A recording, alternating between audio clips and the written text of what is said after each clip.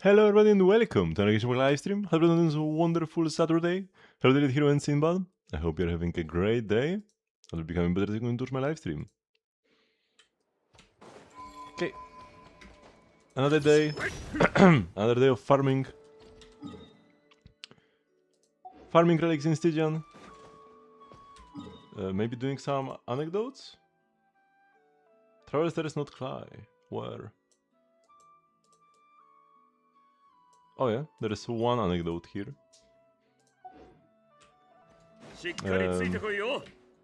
We'll have some eventing to finish. Oh, also this. Thank you. Some eventing to finish. Oh yeah, actually there is a lot more than some. Because I remember that I still need to do this, chat over fine drinks, but there is also the exploration thingy. I have done nothing here so far. And that seems like the most fun part actually. I've heard a lot of references to past events as well. You only have 1 week left, so let's get it started. It's also a very lovely event.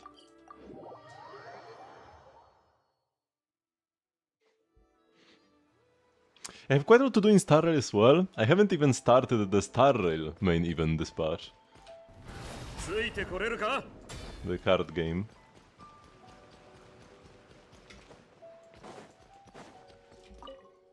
And the worst thing is I'm not sure if I will ever have time to do it. I mean, I must. I have to find time to do it. But I thought that maybe I could do it off stream. But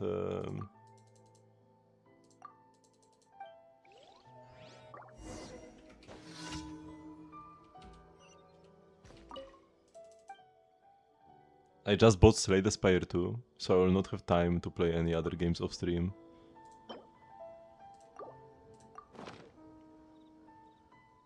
No, the card game event, the main event of the patch.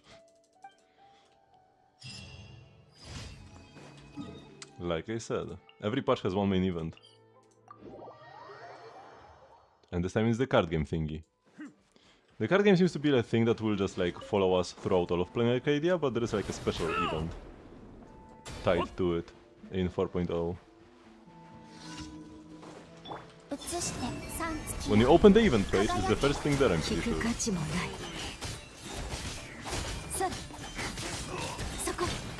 Why was I not gaining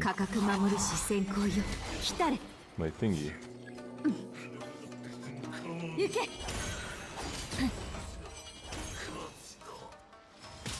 Here they are.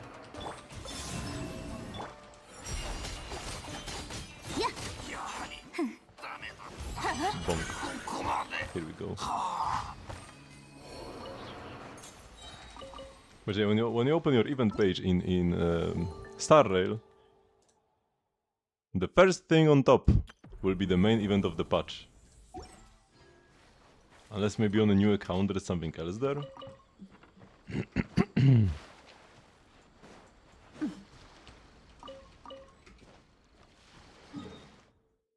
Bum, bum, bum, bum, bum.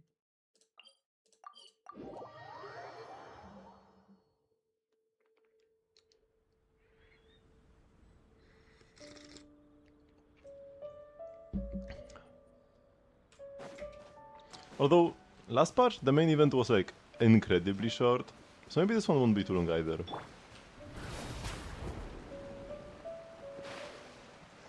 Oh, I landed in the water, so I didn't get the satisfying clang as I landed. Unfortunate. You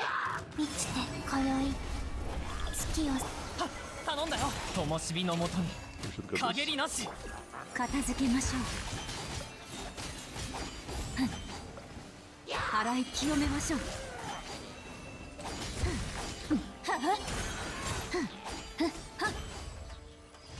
Faster than run currency wars clear. I mean, for me, one currency wars clear takes 2 hours. I mean, for an entire event, that's still not much, I guess. In Genshin, the story of this event alone was more than 2 hours. And then there are the activities.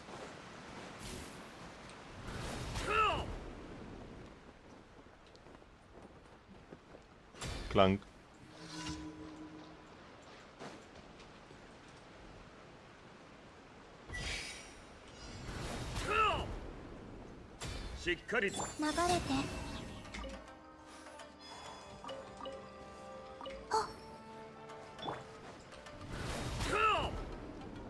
Oh no, I missed it.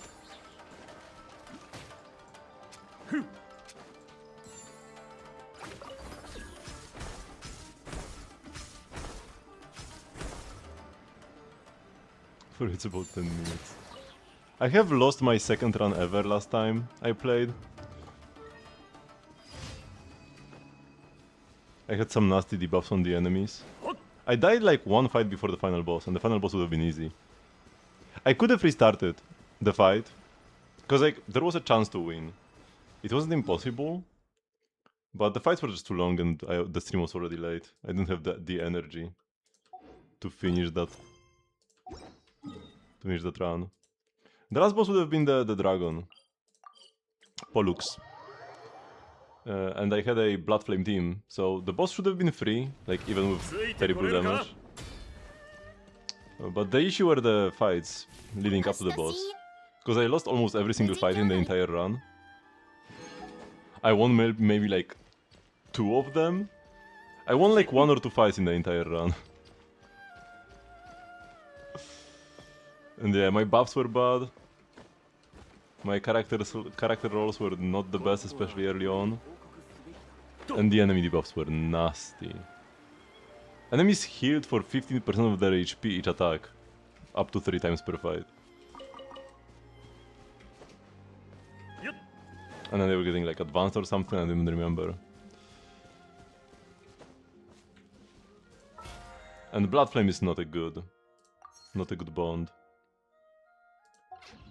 No, because they added 10 more ranks this patch. I've played like 2 runs so far. Won 1, lost 1. So right now I'm on like Wealth Creator 22 or 23. But I just have not played enough games. Even if I won that one, I would have been like 24 at best.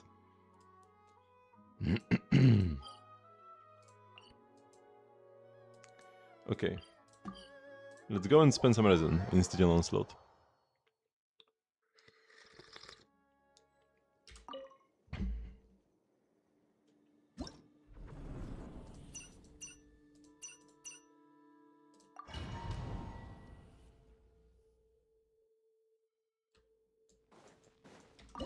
Okay, let's go. Knuckle the Duckle.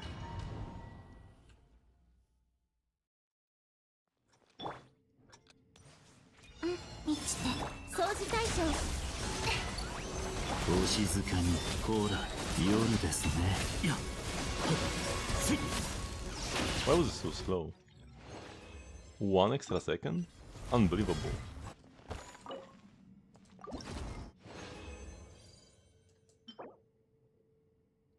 Double crit defense percent. This could be good on Lina, but I already have better pieces, but you know, we can check whether better pieces is something I own or not. Good. Oh, my game crashed.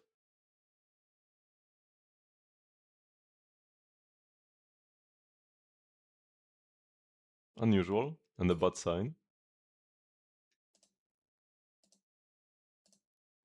Still RAM issues? Haven't had many lately. It seems I finally found a setting that stabilized everything. It's like lower speed but higher voltage.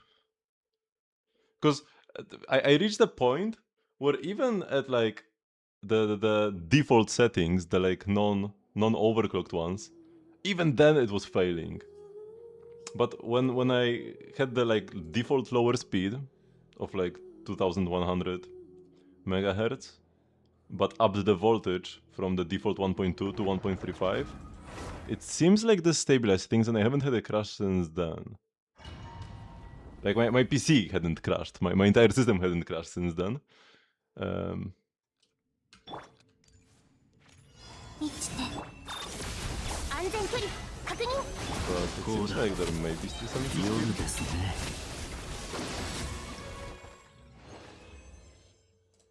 No. I'm not gonna try to get anything more out of it.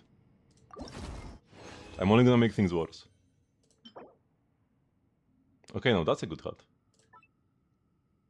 Crit rate, crit damage ER.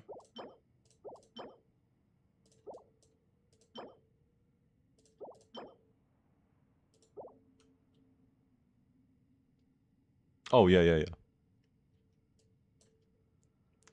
Base settings with the lower recommended speed or frequency rather, but the higher voltage that would normally be used when overclocked.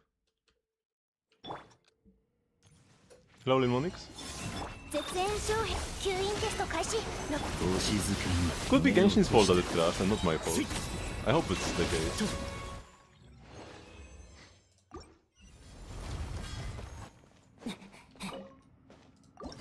I was just throwing things at the wall at that point. No attack percent and EM is not actually that good for anybody who plays this set. It's only a 3-liner, no attack percent, EM is bad. Yeah.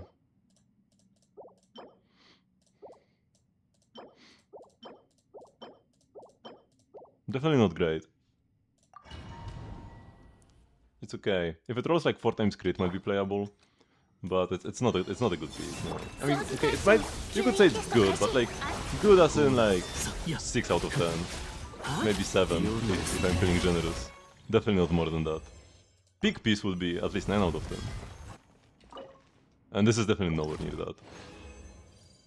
It's a 3-liner. Like being a 3-liner automatically knocks 2 points, at the very least. HP Goblet with ER, maybe.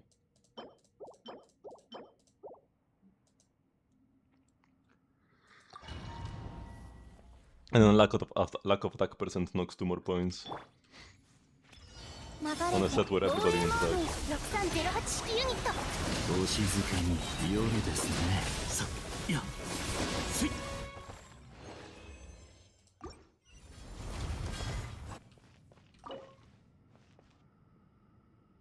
Okay, now our regular resin.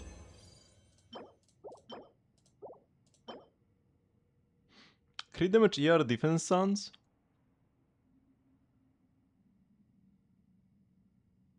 This is like almost on par with the previous piece, by the way. This is almost as good as that flower, as that feather, or maybe even better actually. Oh no, wait, this is. I thought this is the other set. I thought this is the lunar set. If this was the lunar set, this would be like a good linear piece. Because you have ER, good stat, crit damage, good stat, right? Like 2 good stats, 1 okay one, and then 1 terrible one, 3-liner. And the other piece had double crit, 2 good stats, ER was a decent stat, and EM is an unplayable stat, like garbage, and 3-liner.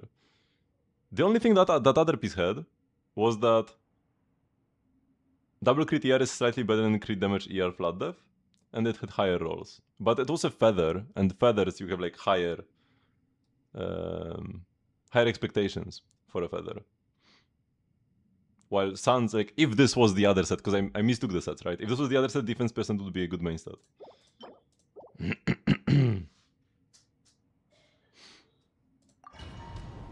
3-liner equals bad on a feather. That's the most important thing.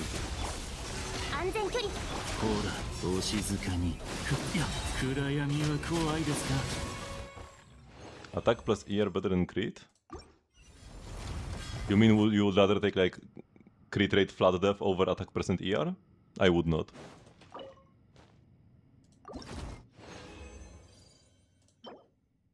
A crit stat is not better than 2 other substats.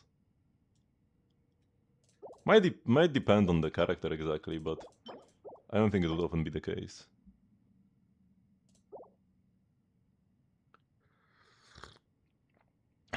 Crit might be at best like 50% better than other stats, but it highly depends. Highly depends.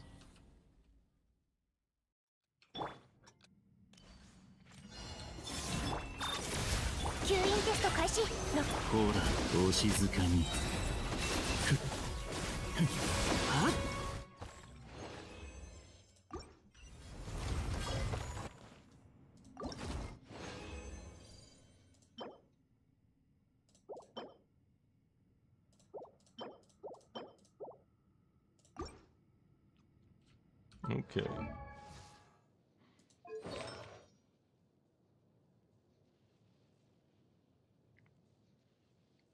Am I learning Varka combos? No, not yet. I've been playing Hades too, and Slay the Spire too, and some Pokemon Leaf Green as well. That's what I've been doing off stream. Haven't really put any time uh, into the gacha games outside of what I do when I'm streaming. Buying Slay the Spire 2 was probably a mistake. I'm gonna be gone now, man. Thoughts on Wind and Waves? Looks great, actually. The like lighting in those in the trailer looked so much better than anything we had before. Maybe finally Game Freak after like wait, how many years has it been since Gen 6? Maybe Game Freak will finally learn how to develop a 3D game. Because it took them some time to perfect the like 2D games as well. And just as the like in black and white, the like when it comes to just the style, the art style, how the game ran, they like perfected the 2D Pokemon games. I didn't really like the mons in Gen 5 and stuff, but the game itself, like the technical aspect of the game itself, that was like they definitely perfected the formula they had. And then everything just shoved aside and they started doing the 3D games. And they weren't nearly as great. And then when it came to the Switch games, they got even worse actually. But they have been slowly getting better. Every game they've done since Sword and Shield has been slightly better on the technical front. It seems like at Wind and Waves, it might actually get good. We don't know what Wind and Waves is doing. They could do some alternate combat because now we have Pokemon champions to like fulfill our need for turn-based combat. So they could do a different style of combat even in a mainline game. And I honestly wouldn't mind.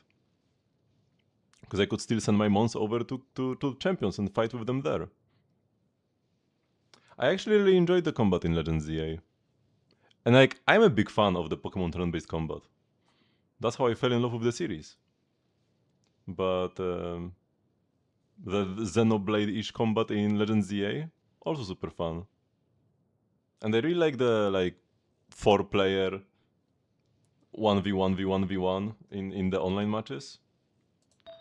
Okay, what am I even doing? I want to check out some of the new pieces I got.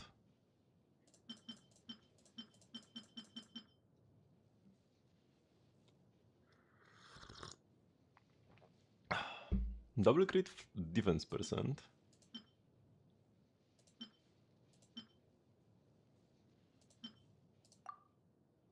We already have a pretty good crit defense piece, but this one is a 4-liner and this one is a 3-liner.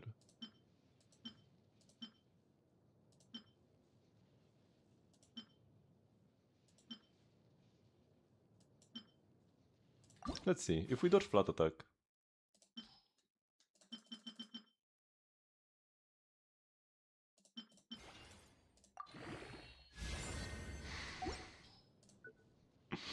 Yeah, it's gone. Now this one is crit damage EM attack ER, which could be an upgrade from Rainef actually. Like it almost certainly will be an upgrade unless we roll 5 times EM and like it probably would be worse because EM is the worst out of these. But yeah, here I'm willing to just drop a fat one in.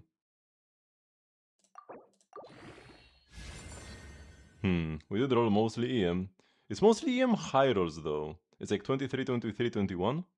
Because if you roll 23 3 times, it's 70. So this has to be 121. Because it's like 23.3 or something. And the crit damage was a low roll. It rolled almost as badly as it could have.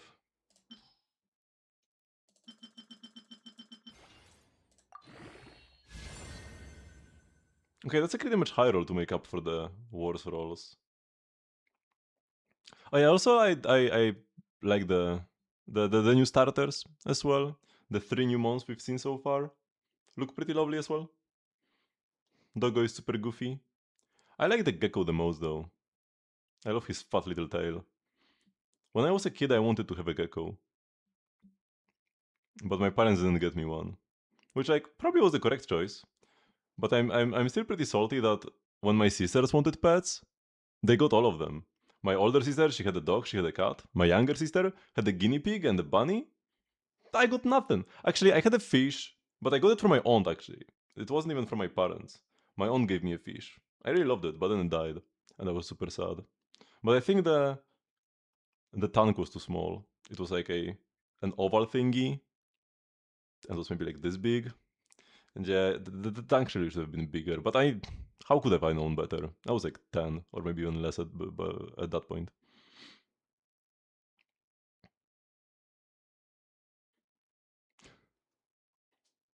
Um, you might not spoil yourself. Yeah, there will definitely there will definitely be some leaks, but they might not reveal the final forms officially. Because I don't think they reveal the final forms for like the past 3 games they've made before the game's released. And it is cool to discover the monsters as you go through the game. Do I even level this up fully? I'm not sure of the 2 EM rolls, but they're pretty high. Uh, but yeah, I'm definitely picking the gecko. I absolutely love geckos. Like, it's definitely my top 5 favorite animal.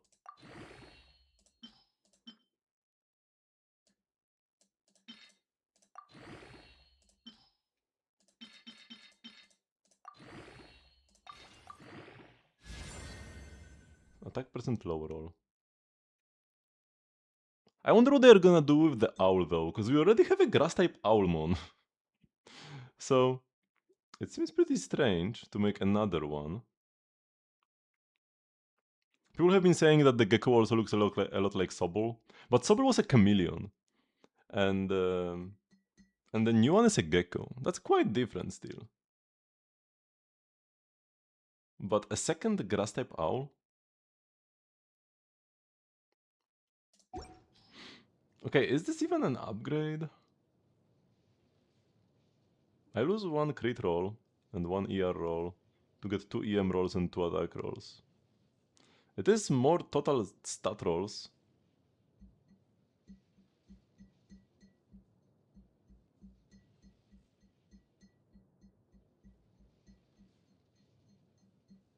There probably will be megas in Wind and Waves.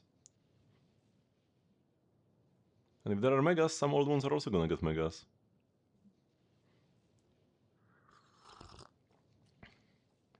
I'm hoping for a mega Hypno. That's probably like the most forgotten Gen 1 mon of all time.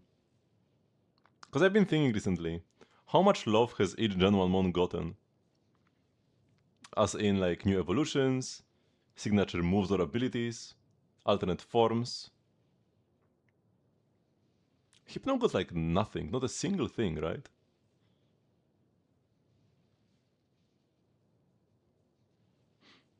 It's enough of Mega Pokemon storylines? What do you mean by storylines?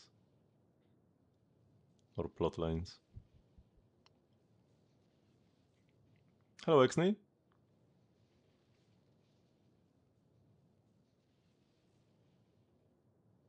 I don't think the Mega Evolutions affect the story. Even if the story does focus around Mega Evolution, it could as easily focus around a different mechanic or just a strong mon instead.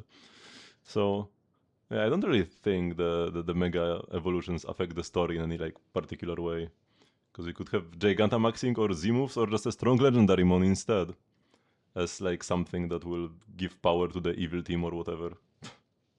Okay, do I even try this one? Probably not. It's got like flat attack. Yeah, no.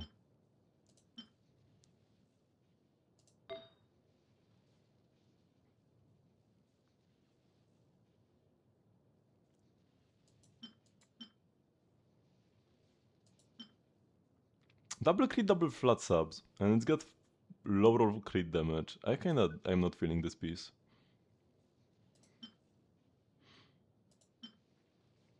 Double crit defense, flat def. Double crit ER, flat def. Crit ER HP percent. Let's be honest, I'm never gonna play this set on Columbina at this pace. My Columbina's gonna be locked to Silken Moon. If I get like a peak piece with like double crit HP ER, I can level it up, but stuff like this, nah. Oh yeah, this is a Llama piece. Yeah, those are just like all Llama pieces. ER, EM, nothing else. Somebody will want that. Okay, I do always keep saying that I shouldn't leave pieces unleveled. Because I don't have anything that would be great for Lina right now, right? I guess there is this. ER defense, but it's only single crit. Attack percent is bad if it's Linnea. Yeah.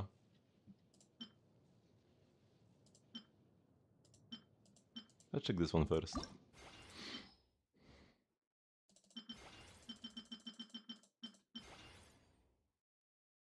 You think Skyward Spine is good on Inefa? Just play Fav.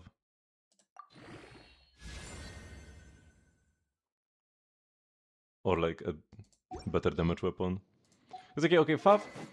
If you have Columbina, Inefa deals so much damage that Fav maybe is not the best choice.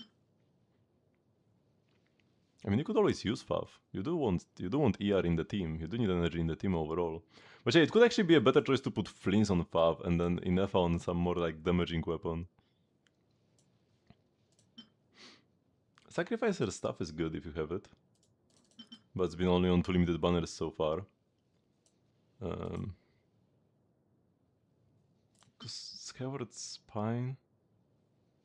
Like everything here that does nothing. It's just 10 crit and ER. Like yeah, no, that's not what you want. Maybe the craftable from Not Cry. It does work off field, right? Because there is like Keytain as well, that is playable. But it's also more energy focused. And with Columbina Inefa deals so much damage that you don't really want to sacrifice too many stats for energy. So the Not Cry craftable might be better than this. But Fav is never a bad choice.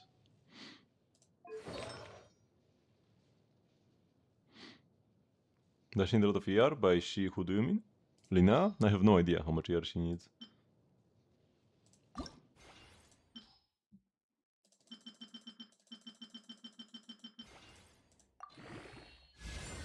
Okay, defense percent is good.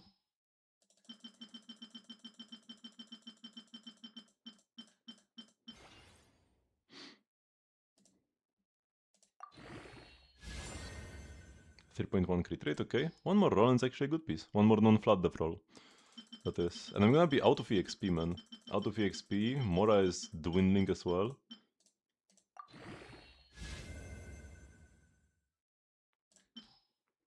Have I been? Pretty great. There are so many good games coming out recently. I just don't have time to play them all. Because I've been playing Hades 2 finally. We also got the like Leaf Green on Switch. Fire Red Leaf Green, the Pokemon games. I've always loved them, so I'm enjoying playing through them again as well. Slay the Spire 2 came out like last week. Oh, that's a high roll. Pokopia as well looks great, but yeah, I haven't bought that one yet. No time for that. Phew. They play Hades on stream? No, I only stream the Hoyo games. Although, I have so few viewers that maybe it doesn't matter what I do anyways. Like I shouldn't even care about how what I do will affect viewership because there is no viewership to be affected. Okay, so we ran out of artifact EXP. I can't even level these pieces. And this one could actually be an Inefa upgrade.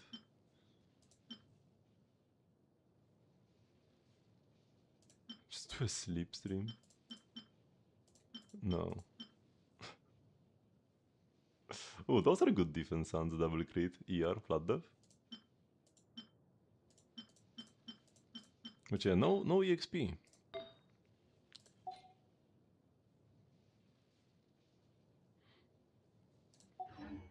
Which actually, if I were to stream Slay the Spire 2, it wouldn't even be the first time I streamed Slay the Spire. There's like ancient poly lore. But before I started streaming Genshin consistently, I actually streamed Slay the Spire for a bit.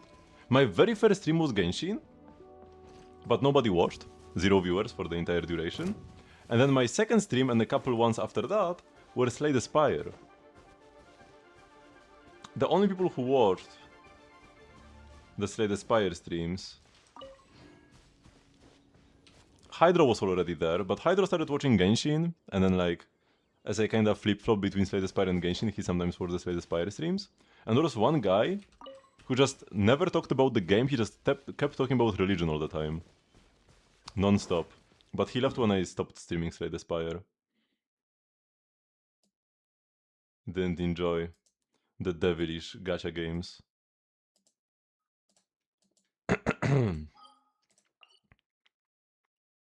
Okay, let's visit my teapot.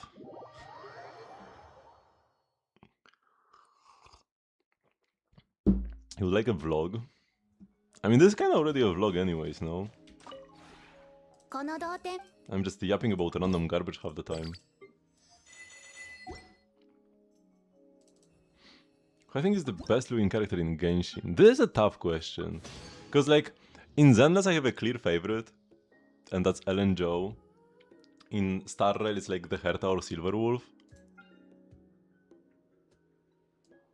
So probably design-wise the Herta is the best.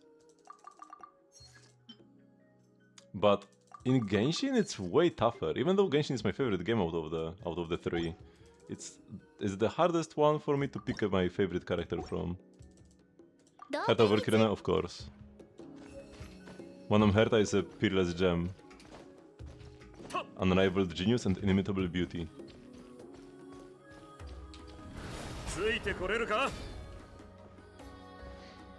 She is objectively the most beautiful character in the game.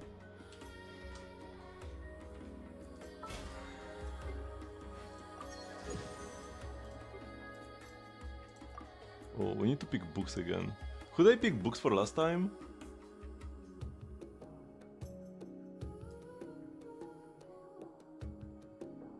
I remember I was like, oh yeah, this is the book I need. But I forgot what book that was. One of these? For like Escoffier? I don't know, man. No, but the game itself says that Herta is best. You can't argue with facts. Yao Yao.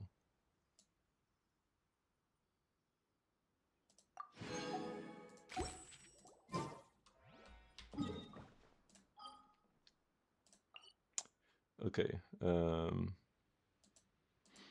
check out the anecdote first. But yeah, some of my favorites.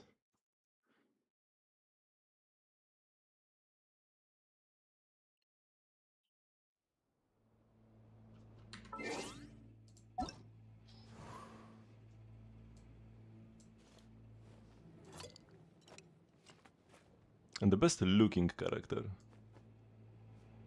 I definitely love Fischl. I do love Klee. Yoimiya is amazing.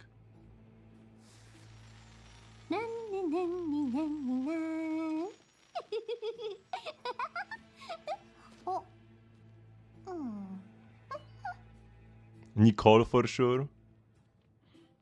As well Chiori.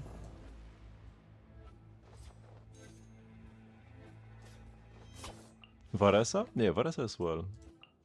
Inefa? Have I already said Inefa?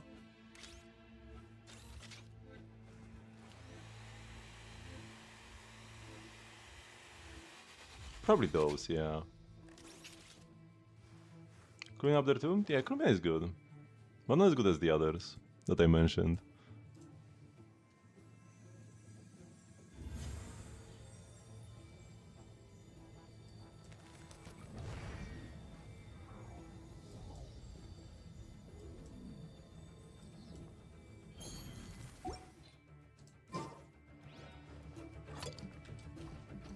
Okay, let's go meet with Luga.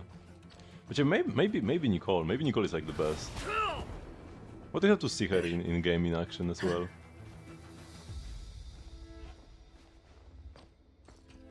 Varka's very cool as well. Citlali, I really like Citlali as well. Yeah. Flins is great. My Polish king. 万事休すですね、フリンズさん。もう完全に打てる手がなくなりましたよ。愛乃ちゃんを本部の会議に呼ぶなんて、一体誰が提案したんです？まさか、愛乃ちゃん自ら申請したわけではないですよね。僕です。フリンズさんが？お願いです。これも手口の一つだと言ってください。はい、その通りです。葉っぱが一枚風に舞えば人の目に留まりますが、多くの葉っぱが一斉に舞えば目で捉えられなくなります。I get it. The more people there are, the easier it is to skip class. いつも通り素晴らしく頭の回転が早いですね。ですが、このような知識の声援に参加できないことは、僕としても誠に遺憾なんです。そうは言っても、ここにいる僕たち葉っぱは、全員が今すぐ飛んでいってしまいたいと思っていますけど、皆さんの言い訳も、すでに想像がつきます。腹痛、頭痛、任務、緊急要請。How are you so familiar with these? You've skipped your fair share too, haven't you? いえ、こうした言い訳は、すべて他の方々が使い果たしてしまったので、僕が使えるものはもう残っていません。一番ひどい日なんて、腹痛が20人、足の怪我が15人、発熱が6人、緊急任務が8人もいたんですよ。知らない人から見たら、ライトキーパーの本部がワイルドハントに襲われたと勘違いするところです。They were raided by た I know. だ、ここがワイルドハントに奇襲されたとなれば、むしろライトキーパーたちがこぞって集まってきそうですけどね。なかなかのユーモアですね。僕はワイルドハントと会議なんてしたくありませんが。僕もそんなことは望んでいません。ですが、奴らは私たちと正反対で、招かれてもいないのに現れますからね。結局、会議室には僕一人だけが残ることになるんです。会議が終わった後も、欠席した人たち全員に議事録を届けて回らないといけませんから。その勤勉な姿勢、感謝申し上げます。では、次回から自分で来ていただけますか？前にも申し上げた通り、理不尽はいつも招かれざる客のようにやってきます。僕という葉っぱはいつになったら飛んでいけるんでしょう。飛んでいく必要はありません。一番近くの葉っぱより一歩遠くへ行けばいいだけです。ありがとうございます。ですが、君にとって一番近くの葉っぱって僕のことですよね。ご安心ください、坊ちゃま。僕たちはいずれ共に舞い落ちるのですから。それに、秋の葉が舞い落ちる場所に間違いなどないと僕は信じています。Poor Iluga. そうですね。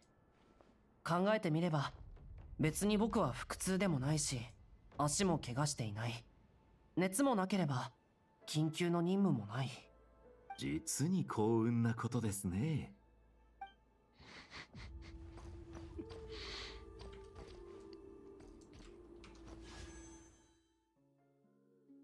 Oh, we can do a temple. Might as well try. How much pity was I on?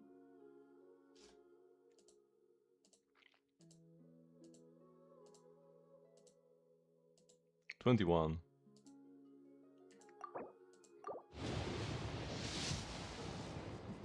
Oh, come on. No 30 PT weapon? Can I at least get the polearm? Nope.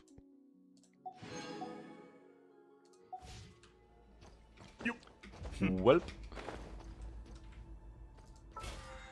I'm not gonna have many chances to get more pulls. Wait, because this patch... There's 9 days remaining. The 16th is on Monday. Okay, so I will still be able... Because the banner will reset on Tuesday. Yeah, on Monday is the 16th, so we can do... Abyss before this resets. But I already got all the primotes from Stygian that I can get. So no more there. The event doesn't have much to offer either. Man, this bugs me so much. I need to figure out which book I need. Wasn't it like the Escoffier book? Didn't I decide on that? Philosophies of Justice? Yeah, possibly.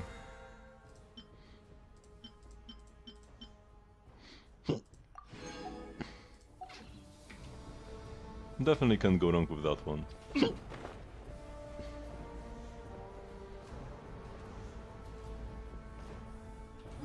Okay, I beat my teapot, we've done the anecdote. There are no more anecdotes, there was only one, I'm not sure why, because I know there are still way more anecdotes for me to do.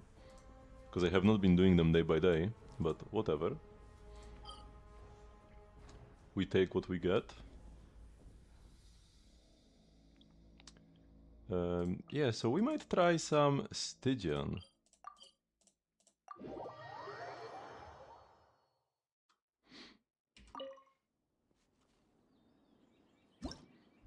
Since I'm actively pulling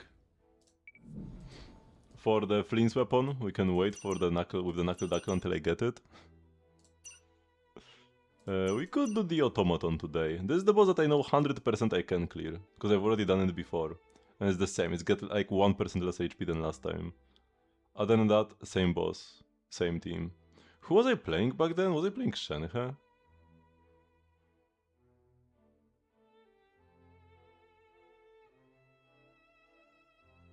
Probably. Alright, so I have to check my Shenhe gear and whatever.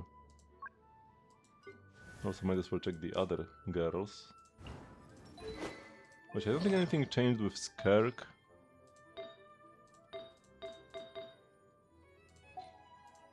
Esco right now has 94 ER. Which is a lot of ER. Man, how do you have that many? 16, 17.5, 23, 14.9, 22. And all the pieces have decent crit as well. Man, her build is stacked. And it could be even better if I gave her some of the official pieces. But I would lose a lot of ER, maybe it wouldn't even be better. This one is kinda sus. It's got the highest ER, but then like 80% roll and the 4-liner? And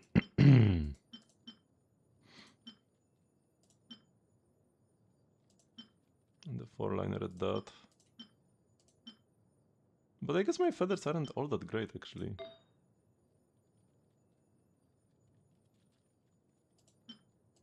"23 are attack sounds. Pick Cryo Goblet.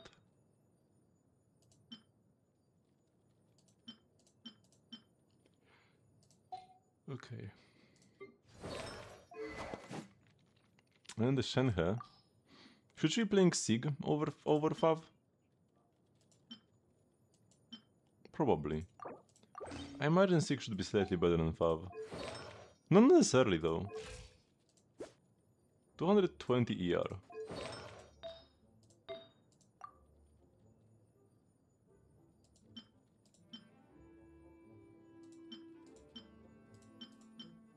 "22.7, 15.5. Oh, that's such a good piece, man.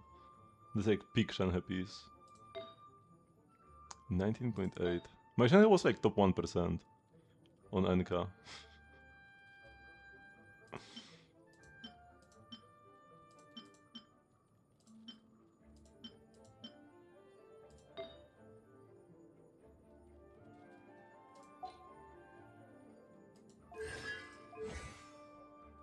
So you should be fine with those stats. And the final one left is Furina. Fav for sure, and Tenacity is there. Yep. 275 ER, should be good enough. 78 crit damage. I don't think we'll need the Furina damage much.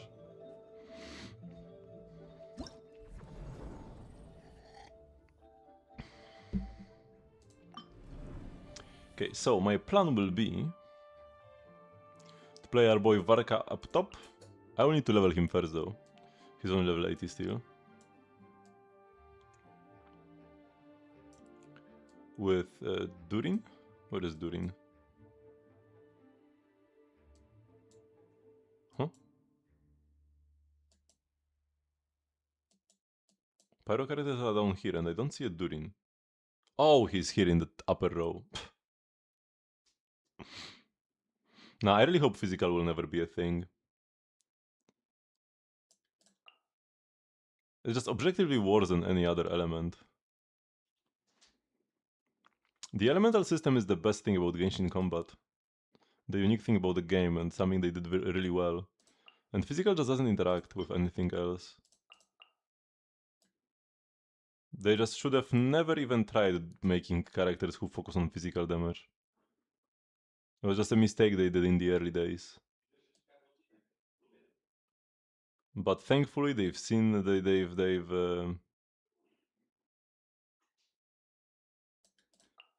have since found their way again and haven't done any physical characters since then. We did have the little, like there was a little slip up later on with Mika and Fremine. But fortunately nothing since then.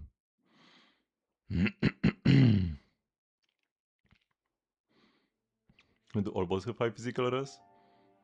Most have regular physical res. It's just the ruin machines and the geo bosses who have higher physical res, because all enemies of those types always had high physical res. It was like humans have low physical res, but machines have high physical res, because machines are tough and humans are meaty.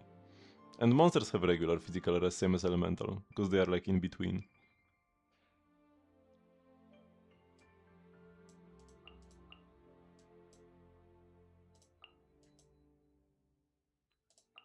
Okay, I think it will be like this.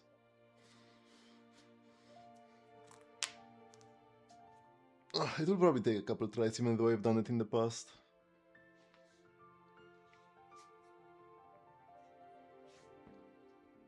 I guess at first I will want to do a quick rotation without even casting my bursts, right?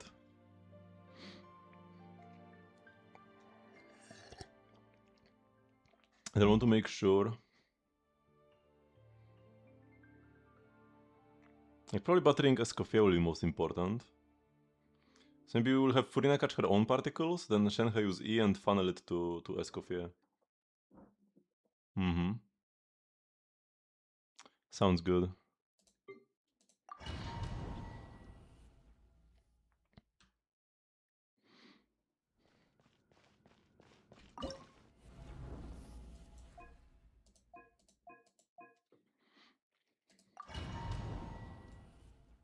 Let's see how badly this will go first try.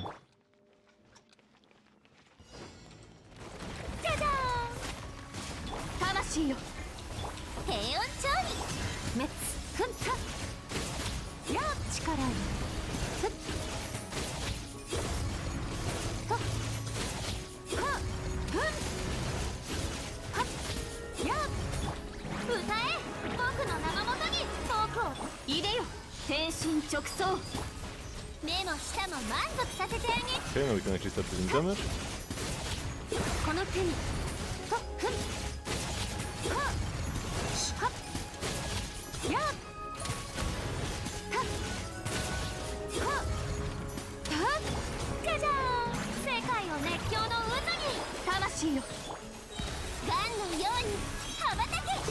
No chance about this rotation, but that should be alright. So far it seems good. We are on pace.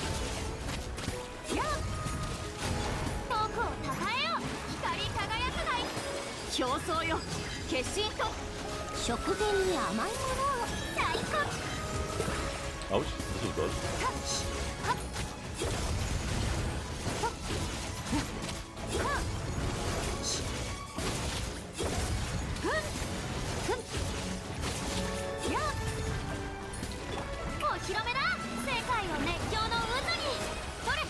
Whoops.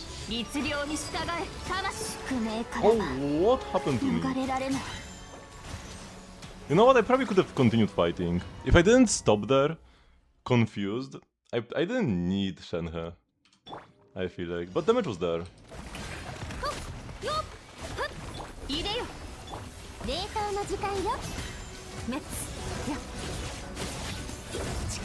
Why did be a bit more careful about the boss attacks, apparently.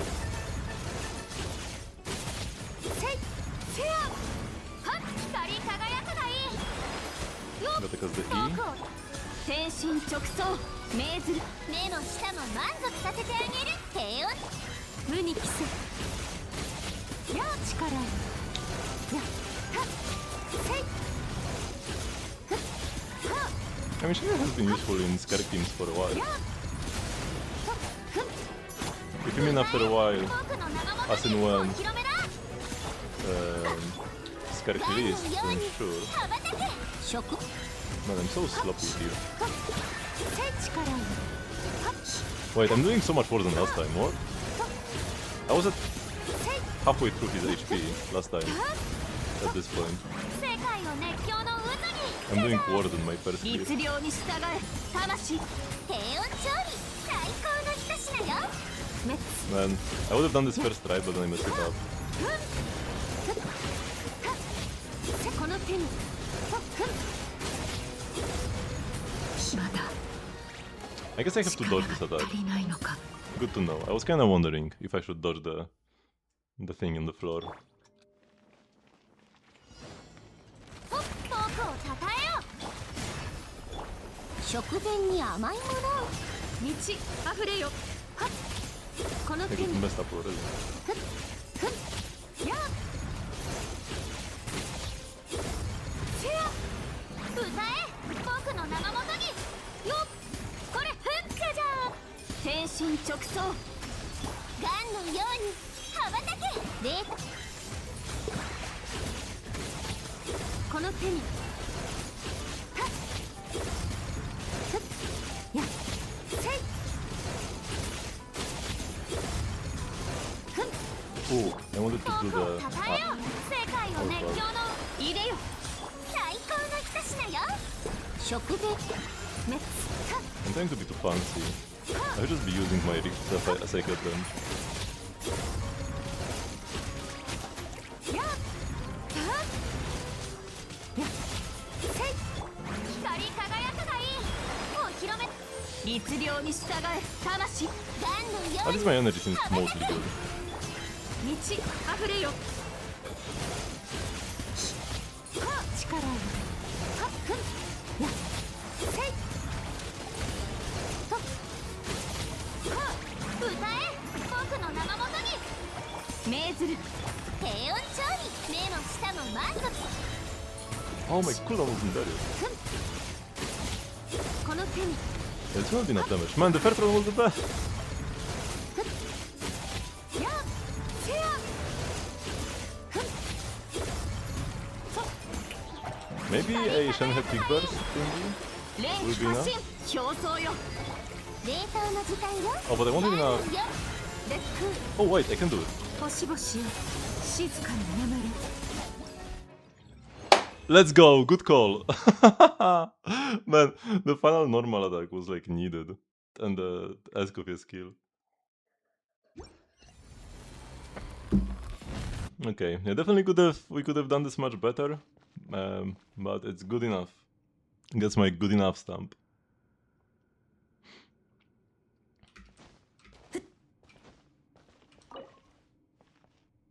And yeah, after clearing Dire, we do use a Fragile every time. Because this is where you get the best artifacts after clearing Dire. Fully confirmed scientifically. Ah, they are all garbage actually. This garbage as well. 2 bot stats, 3 liner. This can be good. Healing bonus hat on instructors. Okay, we got one good artifact, potentially. What kind of buffs would the Inozuman characters get if they decide to buff them?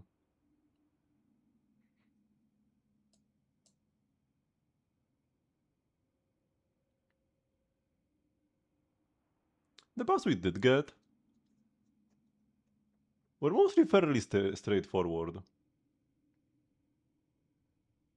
Like for Razor, he just got extra energy and a lot of extra crit.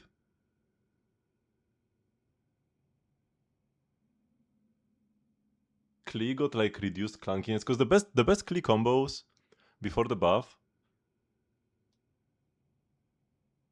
would just be like N1 walk cancelling, which was pretty annoying to do. So we just made it so that her combo doesn't get interrupted, and now we just spam normal attack. So they made her like easier to play, remove the clunk, and just added extra damage as well.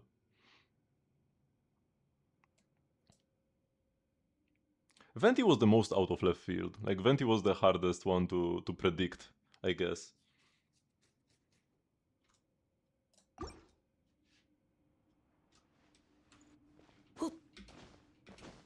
Because they made him more of an on-fielder.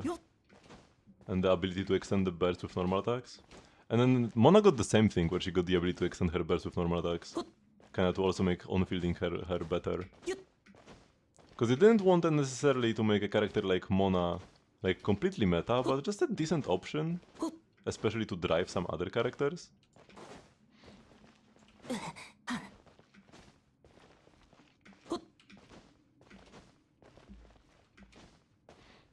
Fisher got the best buff. I mean, Fisher was like the best character of the bunch. Maybe except for Sucrose. Sucrose and Fisher were the best character out of the bunch before.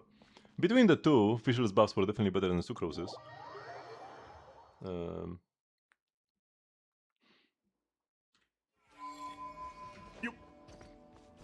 But in terms of just like buff value alone, might be Albedo who got like the biggest uplift. Double damage, like literally twice the damage. Extra damage bonus buffs for the team, up to like 42% or something. Yeah, up to 42% for Hexerai characters, and 12% for non-Hexerai. And extra quality of life, in that if a boss destroys his flower, he can still keep dealing damage.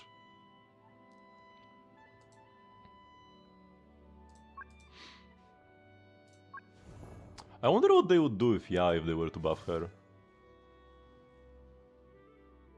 Probably make her an on-fielder? Because the biggest issue with is just how much time she takes to stop her turrets. So there are like 3 things they could do. Just straight up add something to her kit that makes on-fielding her better. And then like, yeah, her long field time is not an issue if she is the one on field. Or shorten the time it takes to set up the turrets. Just like hold E to make all of them pop up immediately or something. Or buff them so much that even the long field time would make it worth to set up. But I feel like the final option is the least likely. I feel like they would either make her a non-fielder or make the turrets faster to set up. Hold it to deploy all 3. Yeah, that probably would be the thing they would do. Although they would need something to differentiate her from Inefa and Fischl, because they kinda all work in the same niche. Oh! If it's true that we are gonna get more like Superconduct support in Sneznaya, and by the way, Superconduct support doesn't necessarily mean that physical will be better. It could be just Sneznaya and Superconduct that actually lowers Electro and Cryo-Res instead of physical. Just like something actually good. And not physical buffs. And they could make her work with Superconduct then. Because Fischl works with Overload and Electrocharged. So you have like the Dendro reactions and Superconduct left. Could be something for Aggravate specifically as well.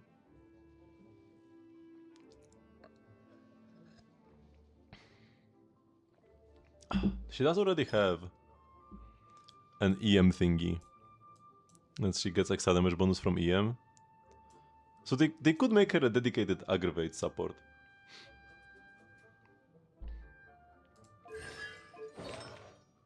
But I feel like they will give her some sort of a reaction buff. Kinda like Fischl has the Overload and Electrocharged ones. Maybe it could be both Superconduct and Aggravate actually. And then the Superconduct will be more like cope option instead of a new 5-star. And the Aggravate one will be like... she's actually best there. Kinda like with Fischl, the Electrocharge buff is mostly like if you don't have enough, you play her as a cope option.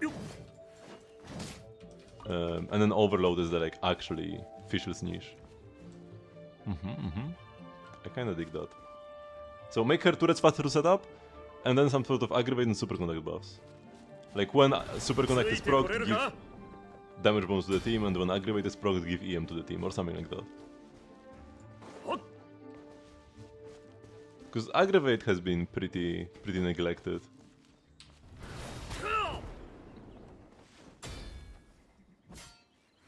Like the last relevant character for Aggravate we got was Alhaitham, right? Yeah, I'm pretty sure. None of the Dendro characters since then want to play Aggravate. They are all either Bloom or Burning. And none of the Electro characters prefer Aggravate either. Maybe like Sethos. Sethos likes Aggravating. But like, come on, it's Sethos. He's one of the better 4-stars. Probably like the third best 4-star DPS after Gami and Razor. But it's still a 4-star DPS. Okay, let's go over to Mondstadt and listen to some characters yap about drinks.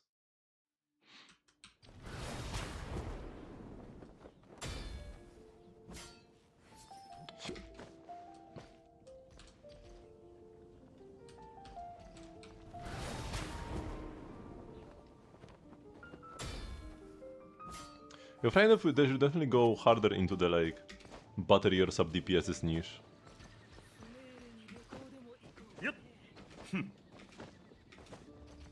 More damage bonuses for sub DPSs. Because like she already gives all the damage bonus to the team.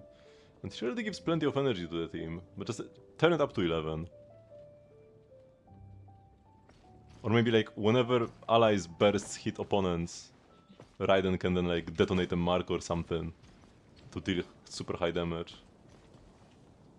Like whenever your Xiangling burst hits, it would apply a mark and then Raiden can detonate the mark. Or the other way around. Raiden applies marks and then allies ults can detonate the marks. Or maybe off-field damage in general. I mean, it would be sub DPSs. Because, like, you... The cool part with Raiden is, like, you ult and then you do the big slashes, right? You wouldn't want to make Raiden just, like, E-switch out. If you want Raiden to be just E-switch out, she already can work like this in Hyper Bloom. So she needs to be an on-fielder to actually feel cool. So it would be, so you shouldn't be asking how many DPSs need to charge the ult, it will be how many sub DPSs need to charge the ult. And there are some. Even like Columbina. Columbina's energy needs are pretty high.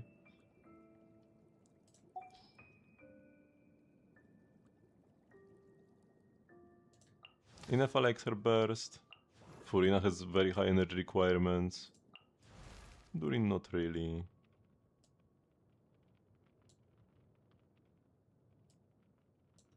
I should go to character archive again. Hello, Mr. M. A bunch of other characters. Lama is her best in Nefer teams. Escoffier has pretty high energy requirements. His eyes are decently high as well. It's only... you don't really feel it because Scroll is so good at generating energy. But can still be tight sometimes.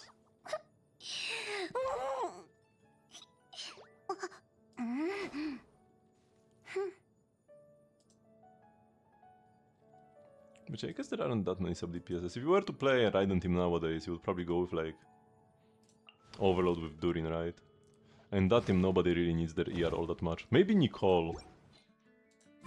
Nicole is hypothesized to be like the new Bennett. Although that's like the fourth character people have been calling the new Bennett. So we'll have to see how it actually works out.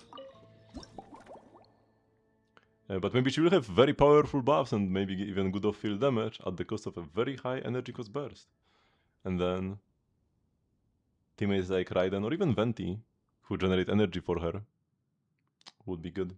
Because Venti gives energy to any teammates whose element has been infused in his burst or absorbed in his burst. So if it's like, if you absorb Pyro, you generate energy for Pyro party members.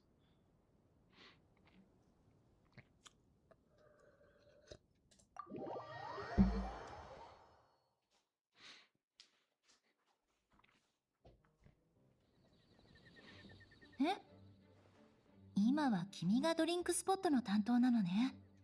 知っていたら午前中に来ていたのに。Thanks for your support. Anytime you need a drink, I'm here to serve. 正直気になってきたわ。君はドリンク作りに関してかなりの才能があると聞いていたから。Haven't you already made drinks for Yula in the 準備 past? した材料で一体どんなドリンクを作るのかしら。Because she was in a previous bartender event as well, no? Short-term memory loss from Yula. I guess long-term memory loss. She just forgot. It's been a while. Columbina. Get level 90. Double crown is very nice. Both abilities are strong. Prototype Amber. Very respectable weapon. Now, like the two 4-star options for Columbina are Amber or Fav. Amber is better in like sustained fights. So, or like, if you start with full energy, Amber is better. Because Amber is passive, like it gives you more energy and then it heals the team and gives you a lot of HP, which is lovely as well. But the issue is that you need to burst first to get the energy.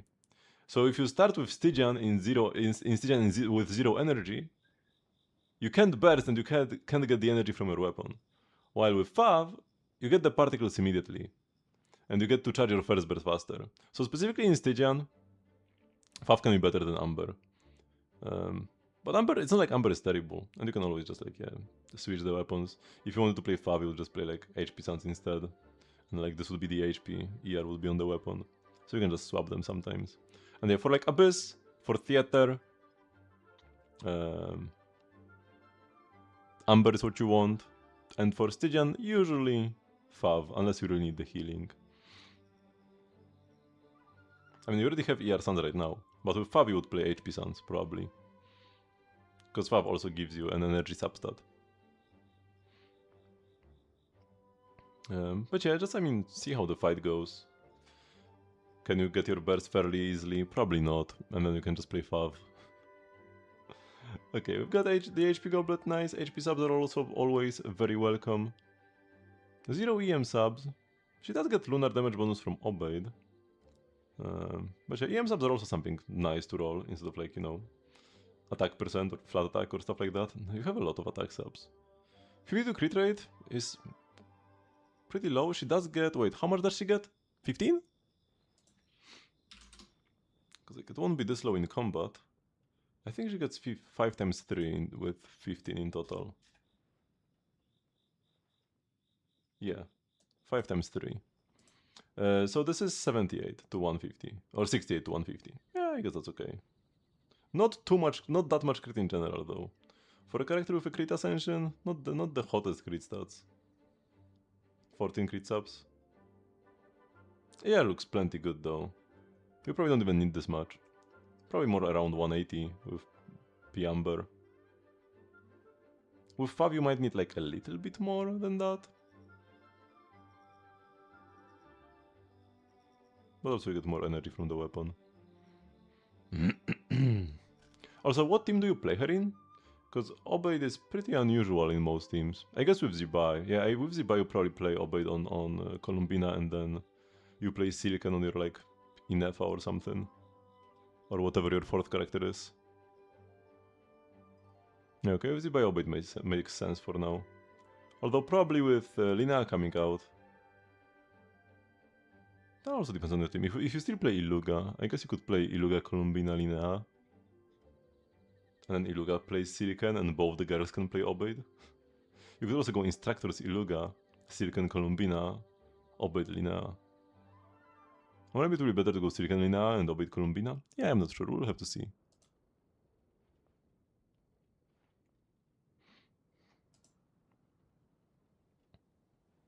I'll be skipping Linnea. Interesting choice. Would be a very good buff for your Zibai team. But yeah, I mean, we'll have to wait and see. And maybe you consider the team to already be strong enough.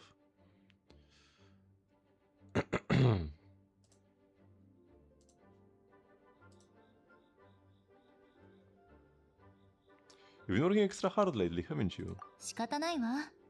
重要なことが立て続けにあったから。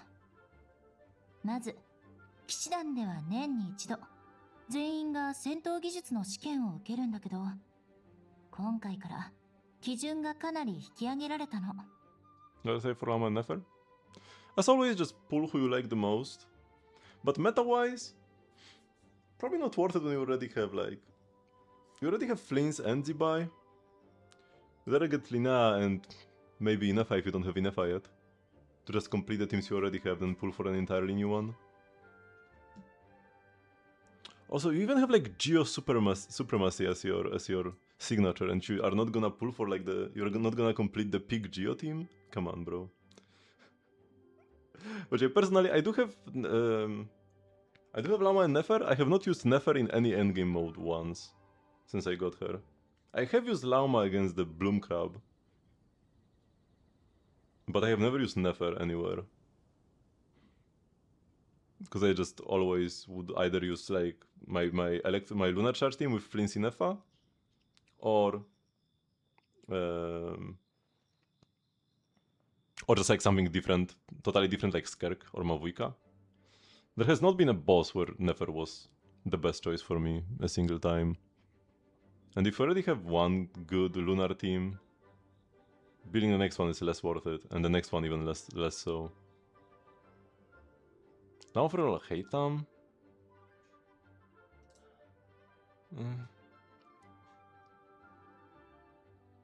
I mean, she probably will just like... The Hyper Blooms with Lama will probably do more damage than Alhaitam can do.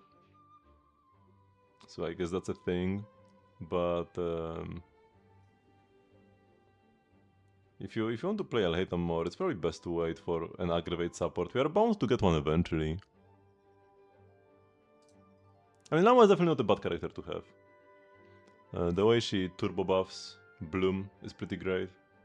But yeah, when it comes to meta value, Nefer is definitely a character that, if I wasn't pulling for everybody, I would wish I have skipped. And I probably would have skipped. But I just pull for everybody. A mental illness.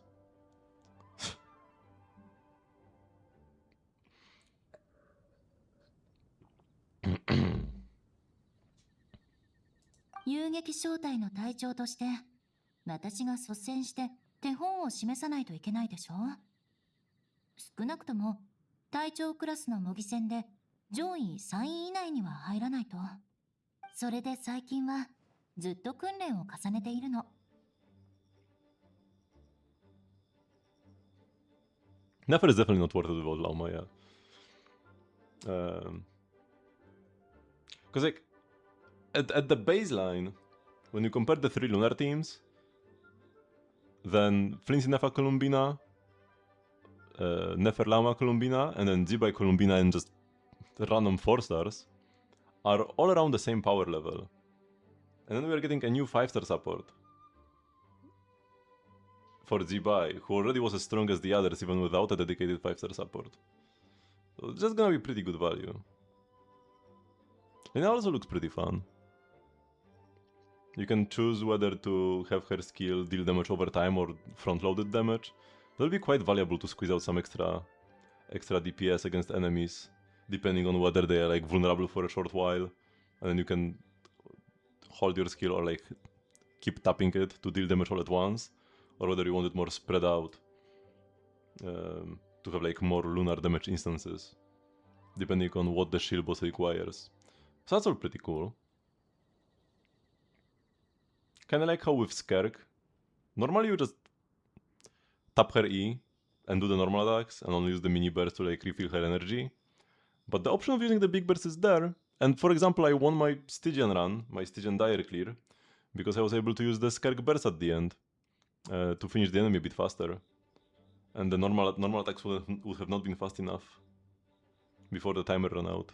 Because I cleared exactly at 120 seconds. Even though probably I could do it at like 100 with better rotations. And that's besides the point. Also, Lina is just very cute. I'm very excited to pull her for sure.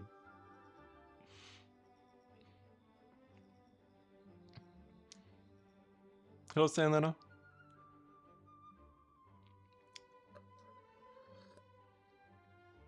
It's my first time seeing this side of you as a captain. 罪人の末裔がそう簡単にこの地位を守れるはずないでしょ。私は一度だって職務を怠ったことはないわ。それから騎士たちの戦闘経験を増やすために総務の人たちがフォンテーヌ邸の有名な決闘代理人を招いて剣術の交流会を開いたの。私は出勤率の高い隊長たちの中でも両手剣の腕前がいい方だからその代表に選ばれてね。しっかり準備をして決闘代理人との真剣勝負に挑まないといけないの。それと報告書を最低でも6通は書く必要がある。Sounds like you could do a very steep drink. そうね。元気が出れば何でもいいわ。好きなものを作って。Given your current condition, it might be a good idea to mix her a twinkling starlight.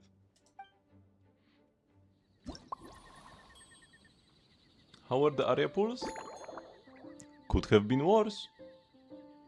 Which is always good. Because I mean, yeah, I already had a guarantee and 50 PT on the character banner. So I just got her on like 70 something. Actually, no. No, on the character banner it was slightly early. It was like 69 PT, I think. So yeah, actually she was slightly early. And the engine was at the exact same PT or something. Also like 68 or 69. And they didn't lose the 25%er. So yeah. Nothing amazing. Is it like turning around? Not really. Getting a character 5 pulls early after losing the 50-50 is not being lucky. Can you see the full idol team animations? We have gotten the Nangong. Because every angel has like one animation where the others also participate. And Nangong will of course be added to the Suna skill and the Arya plunges, but then there is also the Nangong animation. And Nangong has an animation where she like just swings her weapon so hard that she face plants afterward. And that's the one where the other idols join in. And they all just like, do like a big swing and then just all hit the ground. And they lay on the ground dead afterwards. It looks absolutely amazing. Did I try the Dire yet? Yeah, I've cleared one boss. I've cleared the Cryo one. Well, let me see if I can show you.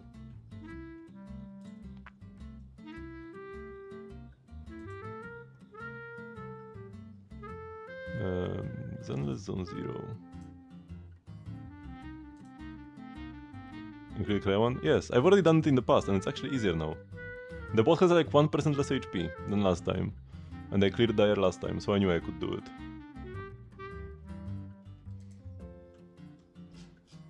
Okay, now where is it?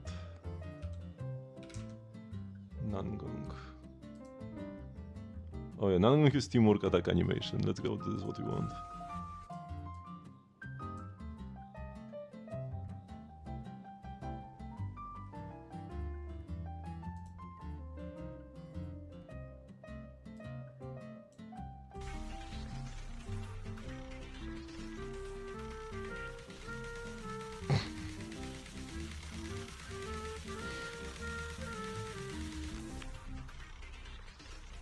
They all join in here, and BAM! And then they're dead.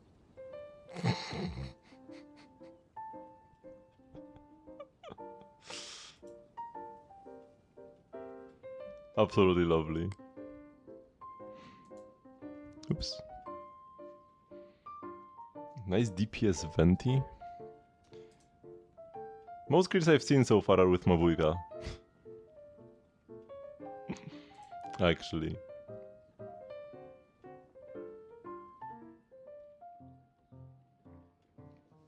DPS Venti would probably need very high investment to clear this. I doubt it would be easy.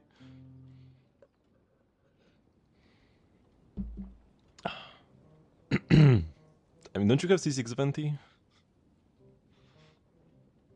Sinbad? Or was it somebody else who had C6 Venti? Maybe. Yeah.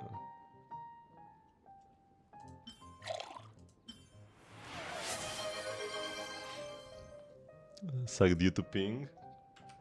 Yeah, that's some cope.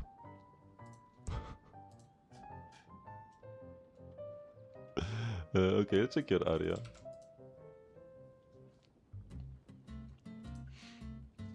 Here we go. We got the Angel in the Shell. Core skill max, and the ability levels here are also pretty decent. The damage is not irrelevant. Can be like a fifth of her damage, just from the abilities alone. Like non-anomaly. And then also, higher days is pretty huge. When I was playing, she was doing like 40% of the team's days, and you really want stuns. Because she deals so much damage inside of stun, it's crazy.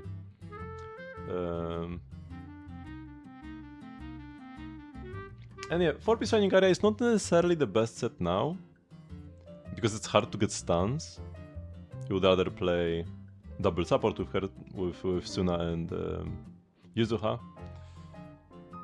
But it's not much worse than 4-piece Phaetons, and it will be best when Nangon comes. So it's fine to already be playing 4-piece Arya and then 2-piece Phaetons, yeah. And then you want to prioritize Anomaly Proficiency subs, of course. And nice, you have at least 2 rolls everywhere, and 3 on some pieces. And good attack percent as well. Yeah, it's pretty big actually. Not bad. Crit is also not terrible to roll here and there. Because like I said, her regular damage is not insignificant. So a few crit rate subs, not terrible. You don't really have many, but yeah, you have very nice AP and attack subs, which is what matters most. And yeah, always AM here, always AP here. On 5, when you are playing Suna and Yuzuha, attack is lower value, because you already get over 2k attack in combat from the two. Like, each girl gives you a 1k attack. So you end up with like 5k attack in combat anyways. It will be better when Nangon comes, because I don't think Nangon will give any attack. And if you get a lot of damage bonus from the stage buff, attack can be okay. Now, it's never pen for now, because the bosses where you're gonna play Arya have like half defense. Because, you know, they've printed a bunch of Rapture characters in a row, and Rapture characters ignore enemy defense. So every boss had double defense for a while, and now it's like, okay, the Rapture era is over, now every enemy has half like the regular defense. Not half of the buffed defense, half of the regular defense, so like a fourth of the defense they had during the Rapture shield. So there is no defense to penetrate, the enemies just don't have defense. So yeah, ether damage is ideal, but if you don't have good subs, you can stay on attack, it's not like unplayable or anything. Ether is also nice because you can have both AP and attack percent as substats. On an attack piece you can only have AP and like crit at best, which isn't huge. Okay, now we switch over to Star Rail, just jumping between the games. Sparcy, yeah, definitely could use some ability levels. I'm pretty sure Talent is the one you should level up first. And then like Elation skill, then Ult, then skill. Yeah, because the Talent and the Elation skill deal Elation damage. The Ult deals regular damage but scales with Elation, and then the skill is just regular damage. Which is worse than Elation damage, of course, on her. You do have day 1, which probably will be good as time goes on. And then the Light Queen will probably also be good as time goes on. And yeah, for now, just low speed, because you are gonna be playing her with Sparkle, and you just want attack and crit. Yep. Wait, you have like... How do you have 2 crit rate subs on a character who only likes crit rate and crit damage as substats? Like, excuse me? Brother, you have 10 crit subs. That's not great. You don't have Sparkle? Wait, you could have chosen one for free. What have you done with the selector? Sparkle is a free character, bro. Do you pull Sparks if you don't have the free Sparkle?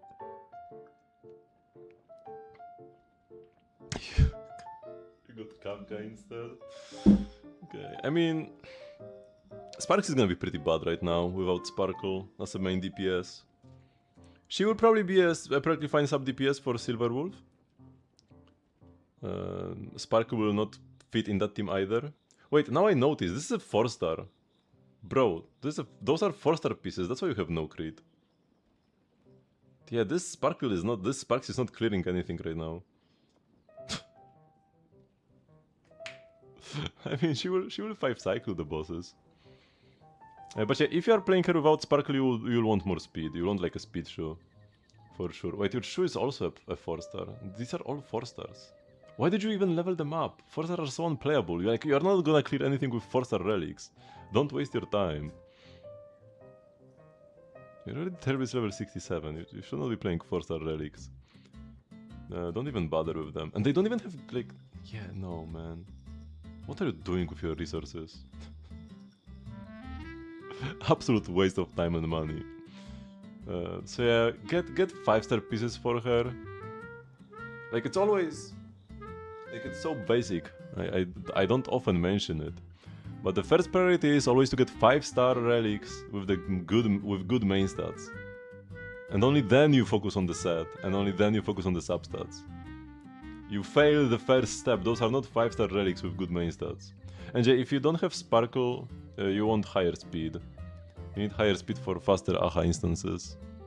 So get her a speed tree and some speed subs and some crit subs.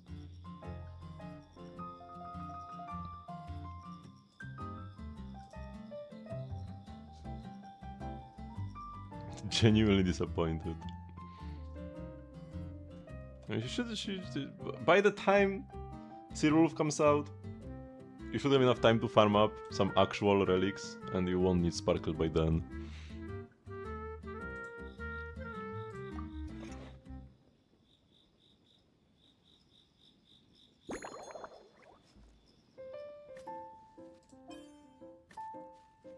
Nah, you don't need to pull Sparkle, like I said. Do you actually listen to what I'm saying?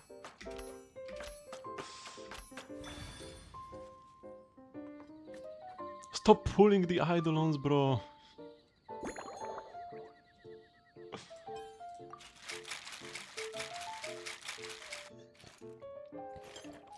It's impossible to gauge how good the investment into Sparksy will be. Because her team is not out yet. Her best team is not out yet. For her as a main DPS, the Eidolons don't do that much.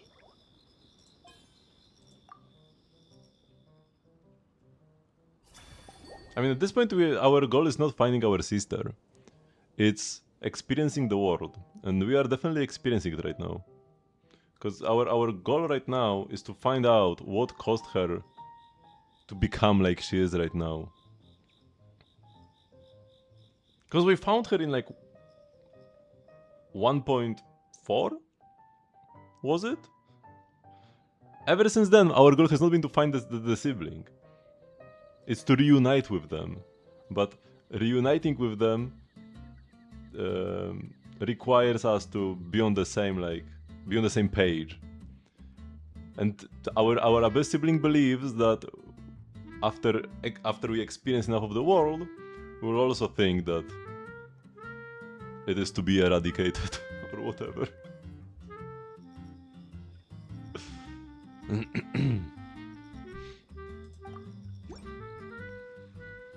And we believe we can change her mind.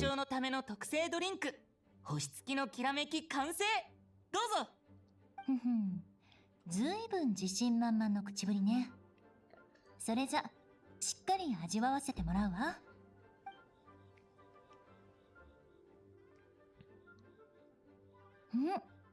なかなかいいじゃない。甘くて刺激的で弾ける感じがたまらないわ。そうだが最高のアクセントになっている。体の中から元気が湧いてくるわ。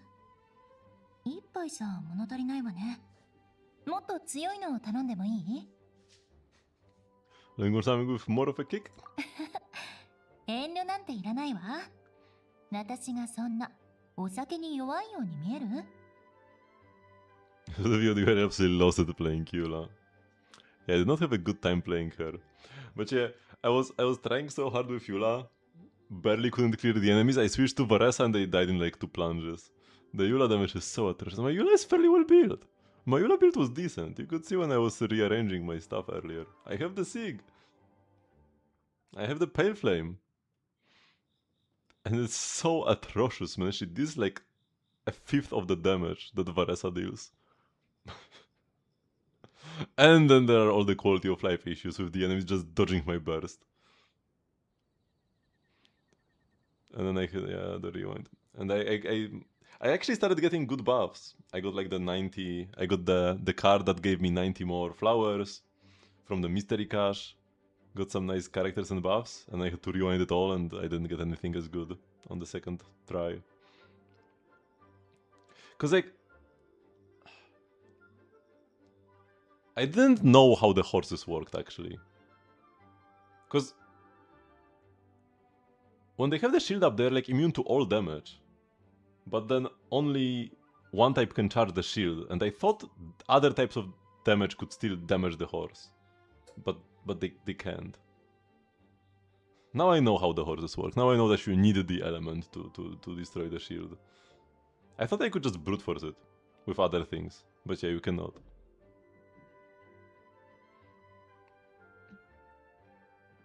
Just making it stronger won't cut it. I need to rewrite the recipe from scratch. いいわよ。今夜は第一小隊から書類仕事も任されていないし、ゆっくり昔話でもしながら新しいレシピを考えてみましょう。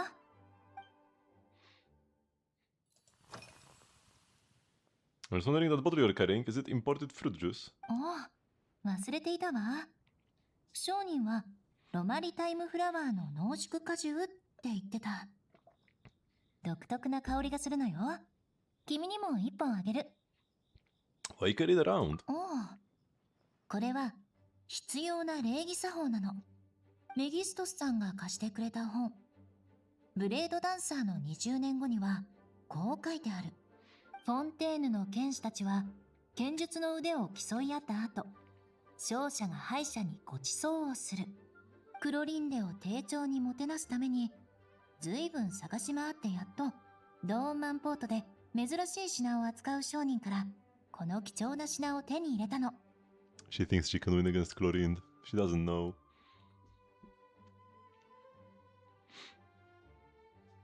Nah, Yulia should just get deleted, man.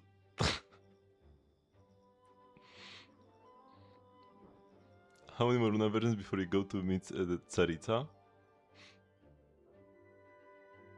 I actually wonder, will it be like Luna 8 or Luna 9 as the final patch? Probably not earlier than that though. Unless... Notcray could be a bit shorter of a region. Also, I wonder if after the Luna versions end, will we go to 7.0, 6.0, or something different, again with like a fancy version name? Because we're kinda in chapter like 5.5 in a way. Not Krain Sneznaya? Yeah, but we are not in the continental Sneznaya yet.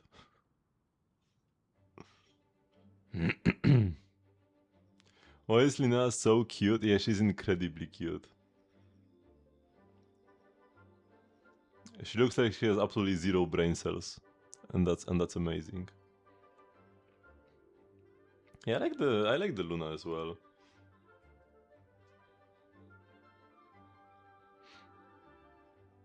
But a lot of people are absolutely like losing their mind that the patches are called like Luna 2 instead of 6.1. And it's like, why do you care so much? And people are like, no, I will not call it Luna ever. It's 6.1 and 6.2. And like, bro, chill. How can you feel so strongly about something as dumb as that? Yeah. Yeah, she's kinda like a lunar crystallized Inefa, yeah. Doesn't deal quite as much damage as Inefa, but her buff should be slightly bigger than Inefa to compensate.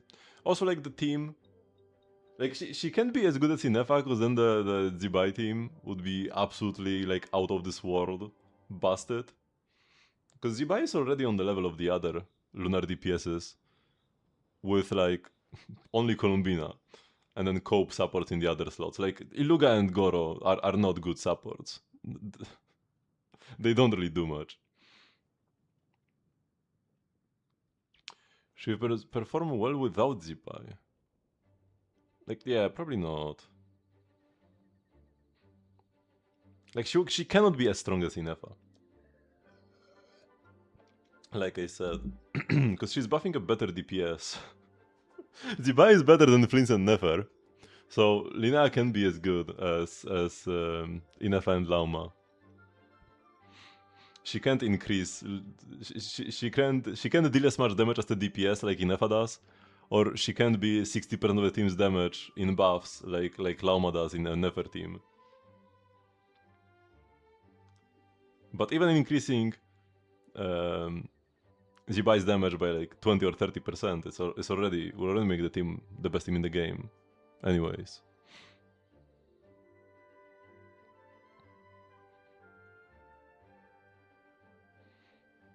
I should be good with only Bina.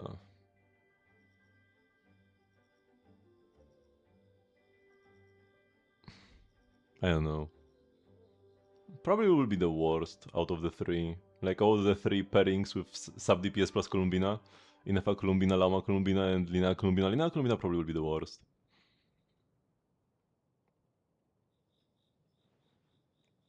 Because her buffs aren't the strongest Laumas, her damage isn't the strongest Inefas. She's kinda like in the middle with both.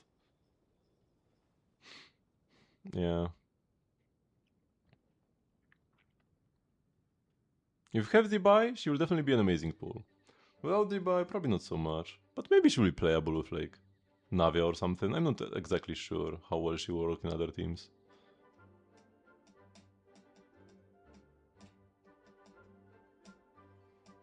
Cons.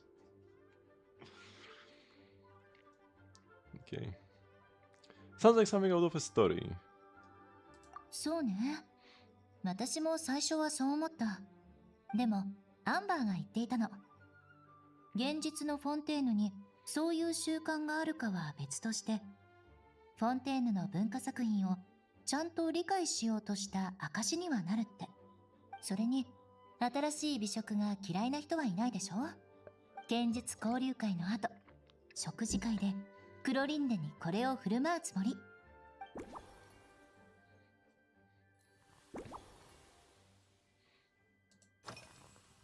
It's been a while since we last saw each other. Have you been stationed near Dragonspine this whole time? そうね。ちょっと前まで面倒な状況になっていて。エンジニアの盗賊団が機械の制御装置をいじり回して遺跡重機を乗っ取り、キャラバンを襲おうと企んでいたの。その上、ローンマンポートに常駐している老騎士が何人か私の正体に配属されてきて。彼女たちはローレンス家の小娘である私が気に入らなかったみたい。彼女たちと任務に向かうのは大変だったわ。雪原に潜伏していた3週間は火を起こして暖を取ることもできなかった。それでもやっとの思いで相手の拠点を見つけたの。老騎士たちは寒さで散々苦しみ、盗賊団が密輸した戦闘機械にやられそうになっていたわ。でも幸い最後は全て丸く収まって、彼女たちも私を認めてくれた。Did you get a cold? 私なら全然平気よ。気遣ってくれてありがとう。No $1 million sneeze this time? 確かに心が疲弊したけど、その任務で彼女たちも散々苦労したから、もう私のことを疑うことはないわ。今後また私に文句をつけてくる新人がいたら、あの先輩たちに指導を任せればいいわね。一挙解決ってところかしら。What do you usually eat when you're busy? 最近の食事？それなら後方支援部隊の新しい成果について話さないとね。彼らが騎士の食事改善計画を立ち上げてね。私たち野外作戦部隊向けに専用の缶詰を支給し始めたの。以前は乾物しか手に入らなかったから、食事の時だけ鍋と焚き火を用意してサイコロを振って料理当番を決めていたの。他の騎士たちは交代で見張りに立って、ちょっと面倒だったわ。今は缶詰を5つと紙で包まれた標準戦地配給を9つ持っていくだけ。それを焚き火のそばで温めるだけで食事の準備ができるの。Before given a chance to refund Yula for 5-star glitter? I mean, I do just need to own her for the collection. I would probably refund her weapon though. It's probably not even as good as Varka's sword on her right now.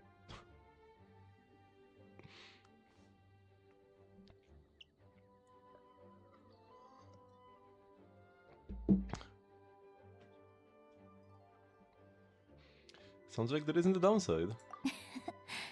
聞いた感じね。缶詰の提供元は評判が良くて、普通の缶詰なら確かに美味しい。問題は、私たちに支給される軍用缶詰が保存基準を満たすためにしょっぱすぎるってことよ。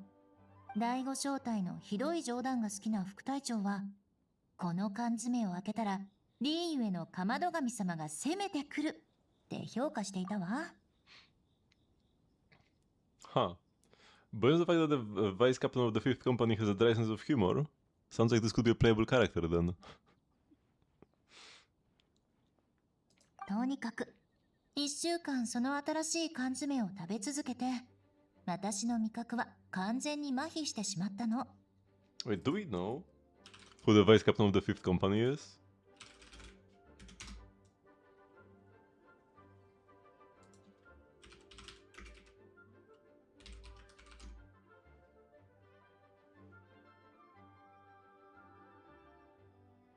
Oh, that's Lochen actually. Yeah, I told you they have to be playable if they have a dry sense of humor. The vice captain of the fifth company is Lochen. Makes sense, makes sense. Too bad it's somebody you already knew about. But I knew they would not talk about the sense of humor of an NPC. They have extra context for this.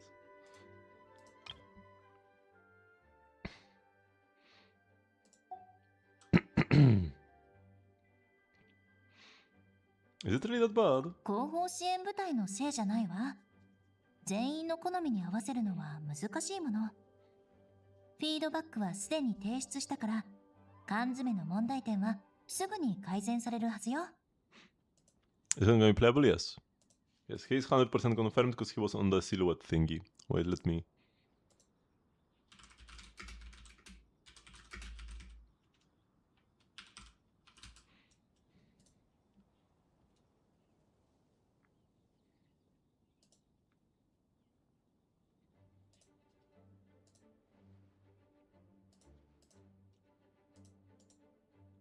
Open image. Yeah. This. Right? Lochen is here on the left. Then there is Varka, who we already got. Nicole, who will get soon. Mysterious girl.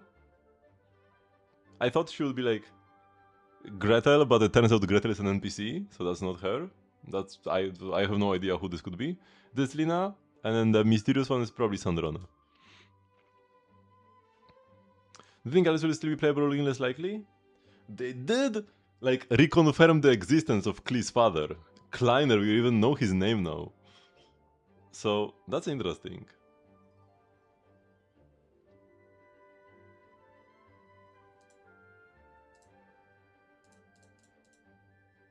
But it could be just like that he would be her adventurer friend and then Klee is a child that they adopted or something, you know? Could be kind of like Velt situation in Star Rail.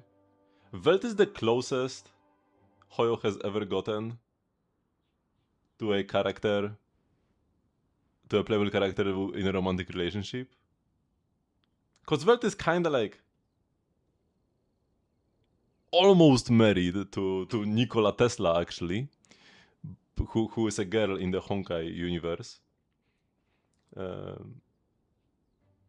And they even have a child that they adopted. But they are not officially together. They just so happen to co-parent a child. And they like dancing together and stuff like that. But he's still technically single, I guess. So maybe it will be like this with Alice and Kleiner. That Klee is like either a creation or adopted. But I do not believe that Klee could be her biological daughter with Kleiner if she is to be playable.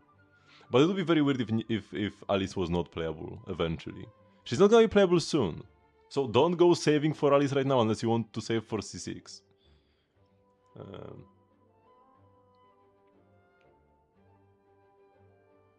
But I do think she will be playable. I think you heard Nikola Tesla? Yes. Wait, I can wait, Honkai.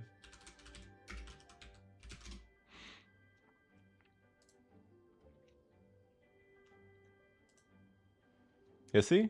That's Frederica Nikola Tesla. And yeah, she's even on Veld's splash art in Honkai Star Rail. This here is Tesla. This here is Void Archives. And this is Veld Joyce. This is his predecessor.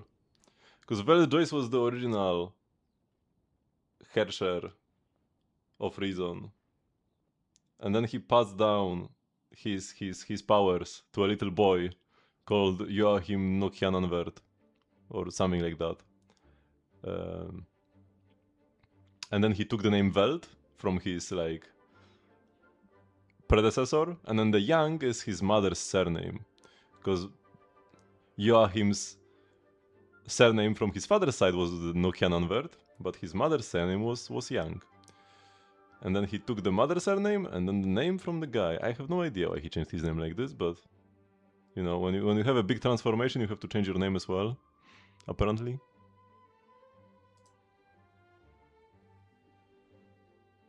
Oh yeah, and by the way, this is Nikola Tesla, and this here, Albert Einstein.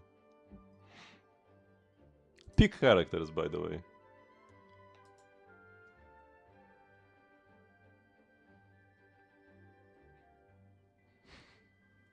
There is also...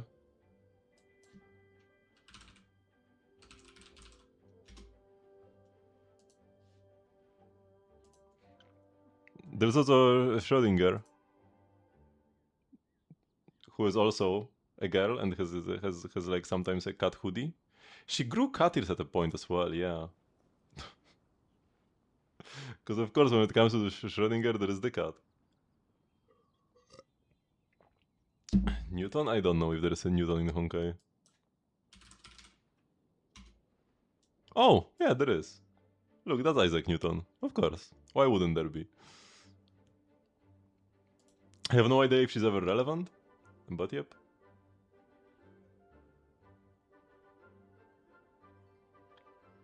Do I play chess at all? I've played a bit. I enjoy chess, but I haven't ever really put my heart into learning all the like openings. I like sometimes playing with family members, especially with my like nephew. It's my cousin's son. He likes playing chess, and it's like right around the level where he usually starts off with a lead because he knows openings better, but then I can manage to outmaneuver him in the mid game. So the games are actually kind of close. It's fun. He's like 12 or something.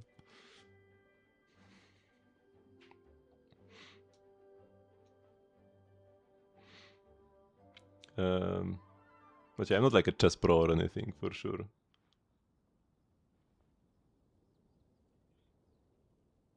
But yeah, it's a fun game. It's enjoyable.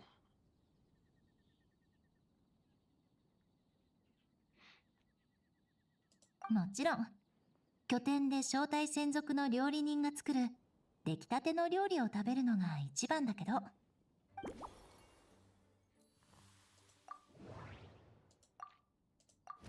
With how demanding her duties in Dragon's Mine have been, Yura probably hasn't had time to fully recover. To replenish her strength, I can replace the cool tasting wolf hooks with some warm cocoa.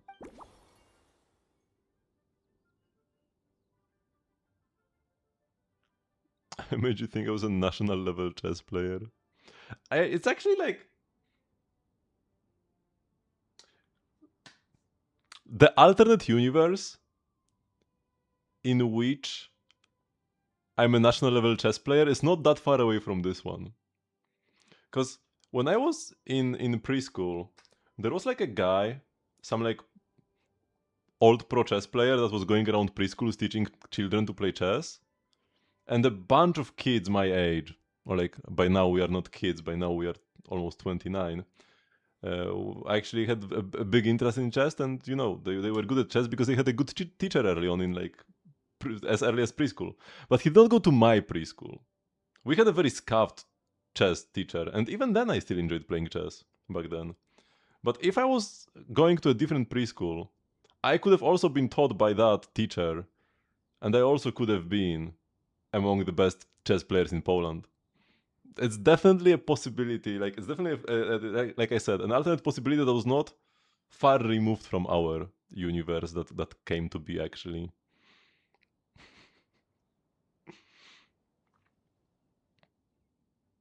I finally hit 2K, very nice. I played a bit on chess on chess.com as well.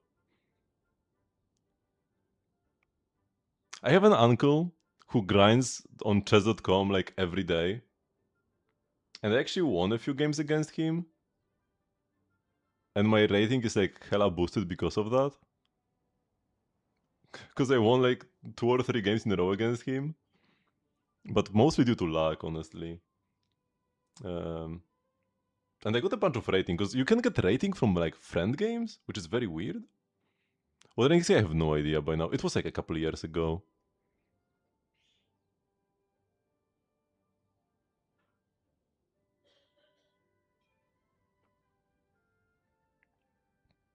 Polymon multiverse where he's not a gacha player.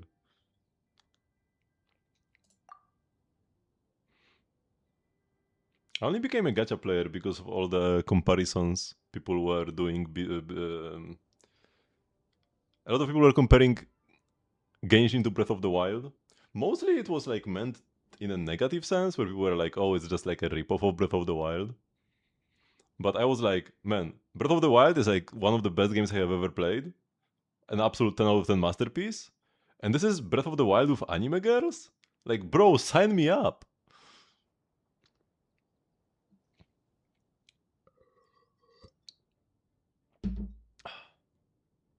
And the rest is history. Ira had some special maritime flower fruit extract with her, and she gave me a bottle to keep. She really likes the fresh fruity flavor. I could probably find a way to incorporate it into her drink. The Slade's experience seems to be something worth remembering for Yula. I should find a way to reflect that in her drink. I will probably tease out some threads of inspiration from our discussions and then try to piece them all together. Yula brought up the canned ratios she's been issued with recently. Apparently, they are so salty they have left her taste buds numb. With that in mind, I probably should remove star salt from the mix. If Yula sees a coating of salt on the rim of her glass, it might make her feel faint.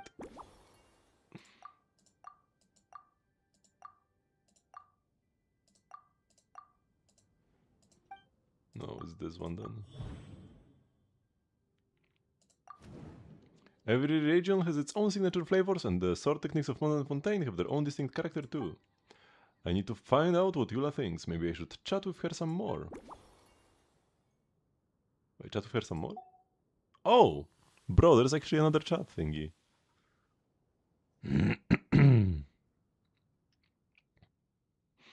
When you first got your PC, you typed in anime games and downloaded everything.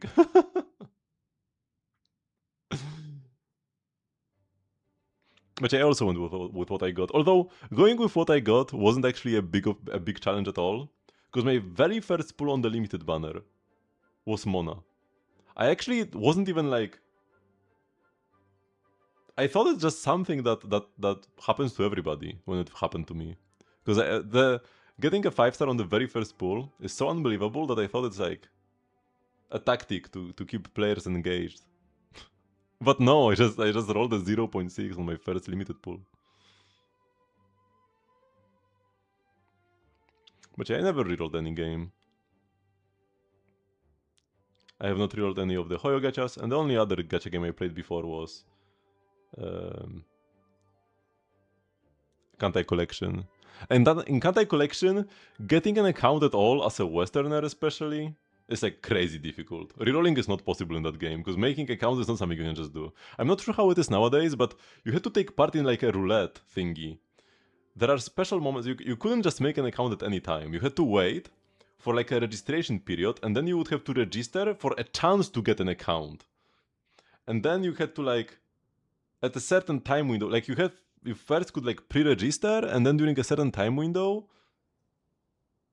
you had to like roll for the account, and depending on like when you did it, you could have like a higher or lower chance or something.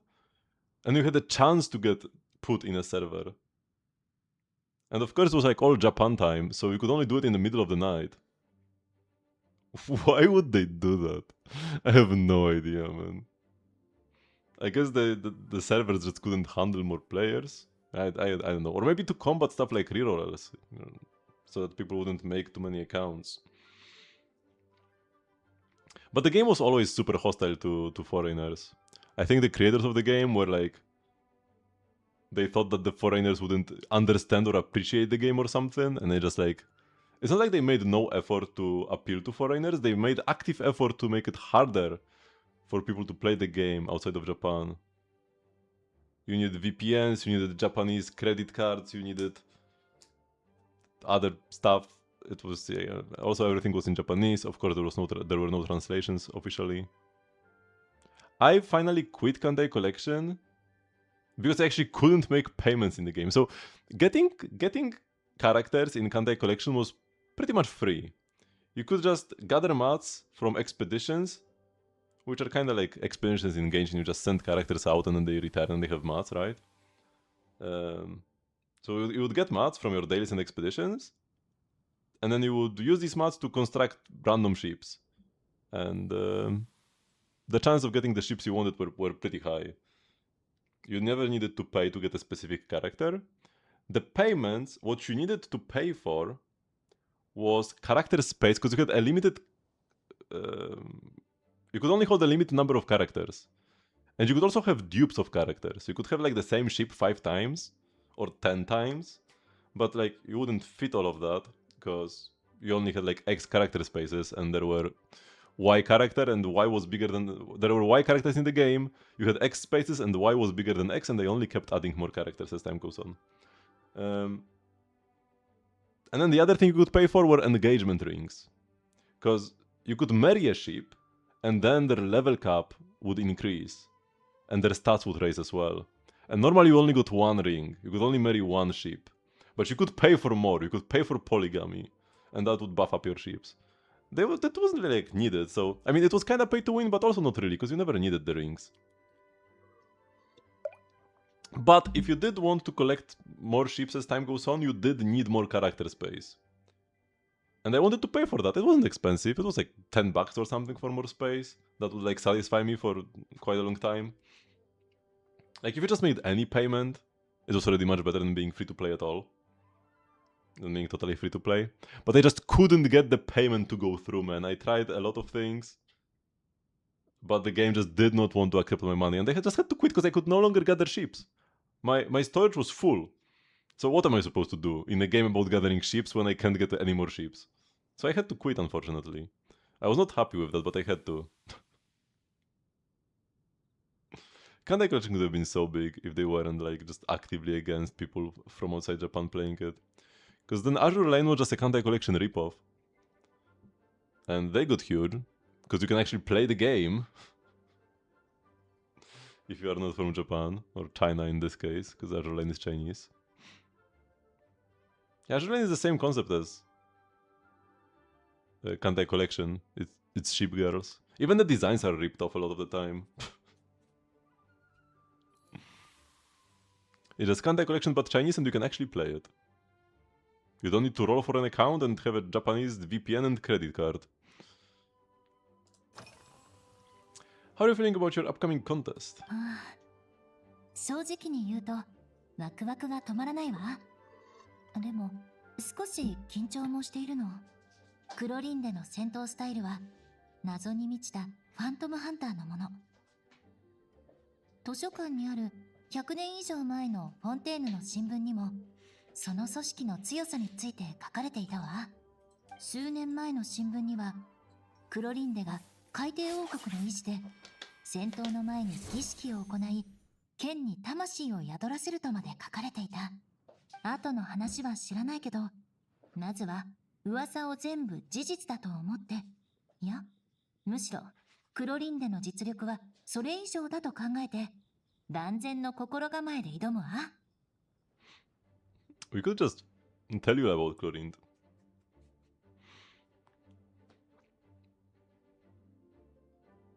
Nah, Chlorinde is like an undefeated duelist. Navia's father did want to die, so that's why he challenged her to a duel. But she also beat everybody else who did try.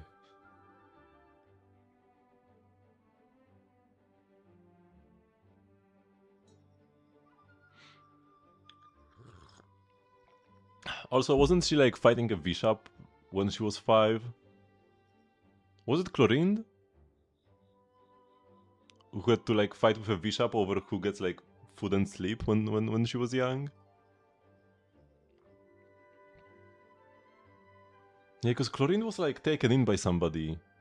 Yeah, Chlorine's master. I think Chlorinde was like adopted.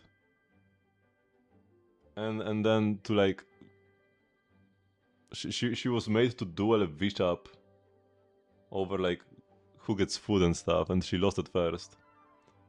But then she eventually beat the bishop and could finally sleep and eat properly or something. You can read her backstory, it's kinda wild.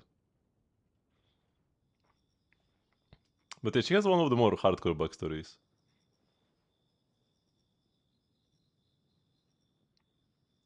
Should we commemorate it with a sword-themed drink? ドリンクに剣術の要素を取り入れるの？君も面白いことを思いつくわね。確かに気分を盛り上げる必要はあるけど、どうやってドリンクでそれを表現するつもり？ From what I've seen, Fontanian fighters armed with rapiers excel at thrusting attacks. They put a high price on precision and sustained pressure. うん。本に書いてある通りね。If I were to compare them to a drink, I would say they're like coffee, bullfruit ice wine, or monstered fruit wine. They may not overwhelm your senses, but they refuse to fade away. Wait, what was Chlorine's quest about?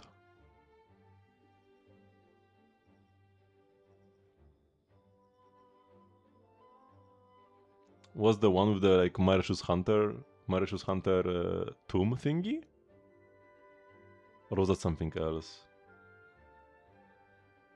No, I think it was the one with the tomb. Or no, wait, was it? Because there was a quest in Fontaine where... Yeah. Okay. It was like an RPG session turned into an actual thingy. Yeah, it was a great quest. It was an amazing quest. Because RPG sessions with Chlorinde, there's like big Genshin content. Is it on par with Albedo? Not really. You're just a girl with a claymore. Albedo is a Reindottir creation. And you know, some Reindottir creations are like Durin or the Rift Hounds or Bakunawa. Albedo is more like contained, but he could have a huge destructive power if he wanted to. Also, just his knowledge of alchemy makes him really dangerous. As well. In fact, the first drink you tried had a fruit wine base. 確かにそうね。さすがクロート。テイワットでこんな比喩を思いつく人、他にいないわ。Ownership is different though. You are like lead dancer with the claymore, guiding your blade through big sweeping arcs. Slow-mo Yula animations.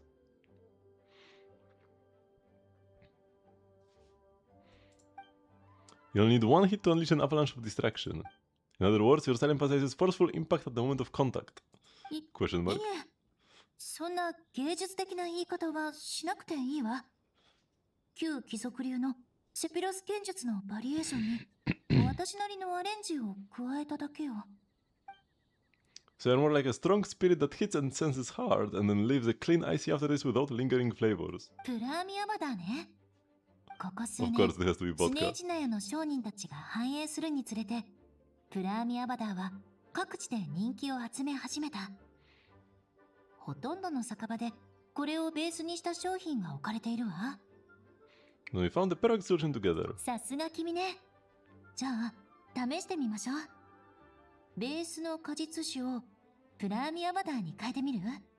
度数は問題ないわ。遠征隊の仲間たちはプラーミアバダーでダウンしてしまったけど、私は大丈夫な自信があるわ。Because fire water is just vodka in Genshin. What about the difference between Eula and Chlorine's blade work? I think I can represent this in the mouthfeel of Eula's drink. The obvious conclusion is to swap out the fruit wine for fire water.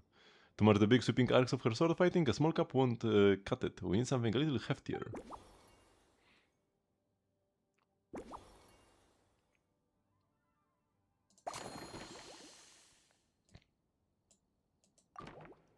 Alright, I think that's all I need. I know exactly how to prepare your next cocktail. いいわね。それじゃ、今度はどんなひらめきを得たのか見せてもらおうかしら。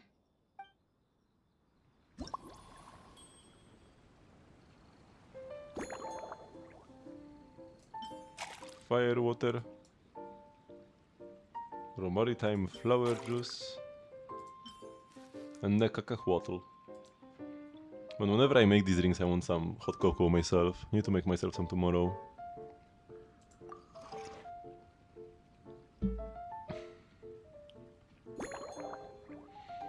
Any size.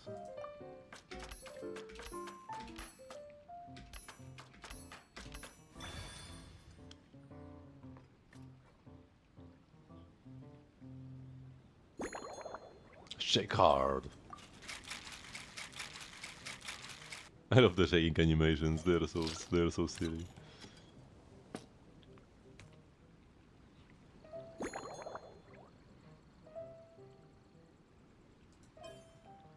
Master's goblet. Perfect for Eula, the slave owner.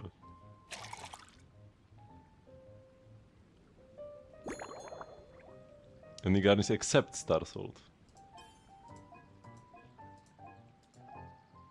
It actually matters what you pick here. Because like, you get these drinks as teapot items afterwards. I think I like the smaller amgrass here.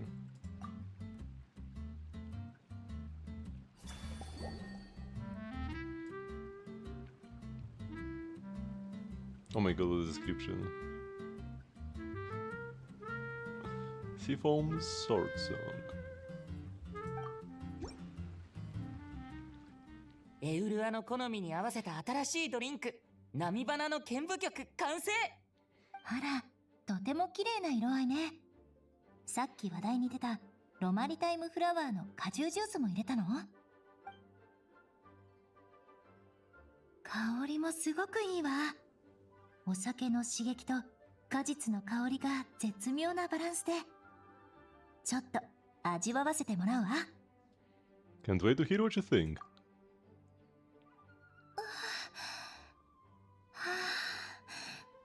待って、褒め言葉を考えさせて。ちゃんと考えないとね。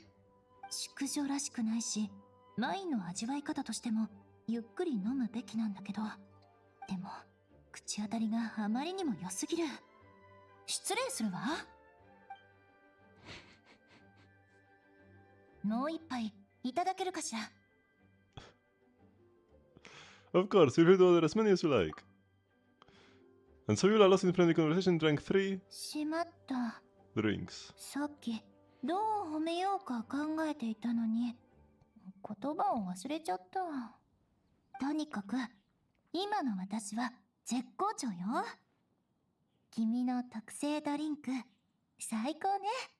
さて家に帰ってぐっすり眠ることにするわ。Do you think you've maybe had one too many? Maybe I should have gone easier with the fire water. 私のことは心配しないで。今回は何年ぶりかの最高に楽しいほろ酔いよ。冷水には程遠いわ。私がクロリンデと手合わせをして報告書を書き上げたら3ヶ月連続で勤務したことになる。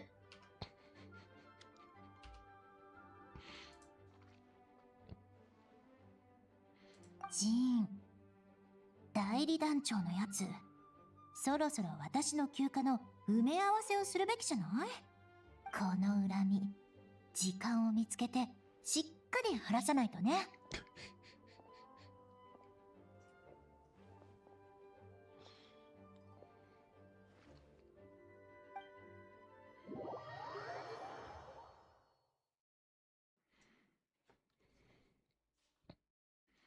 She has had one drink too many.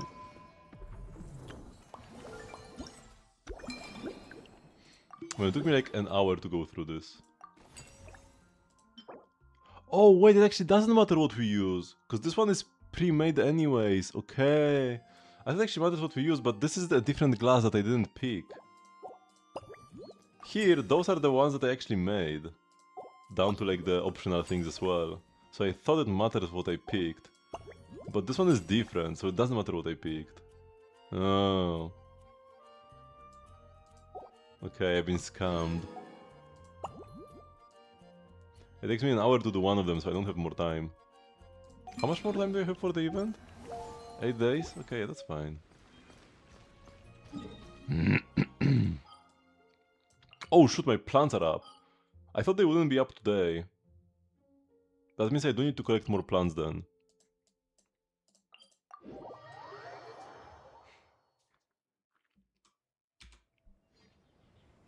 Because I'm totally out of water plants.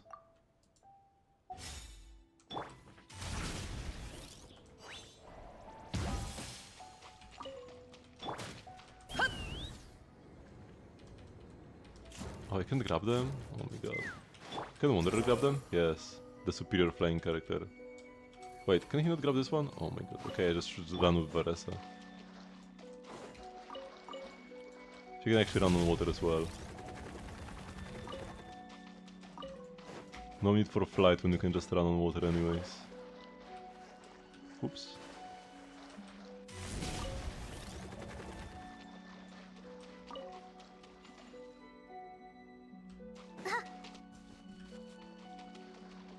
Isn't there something under the bridge? Apparently not. Okay, let me go the other way as well. Let's go left.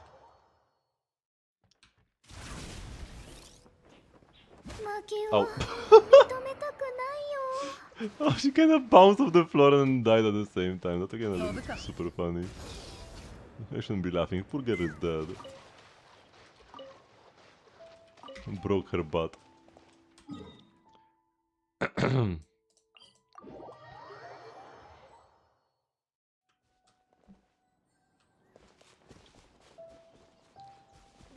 Okay, let's grab some. I need to go this way. Oops. Let's go grab some silk flowers as well. Okay, I can just walk this way. This works. I think there should be some more plants, yes. Lotus seeds. As well as more horsetails.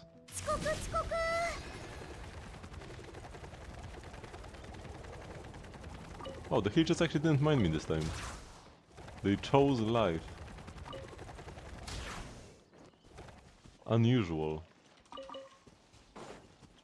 They usually prefer getting murdered, given the choice.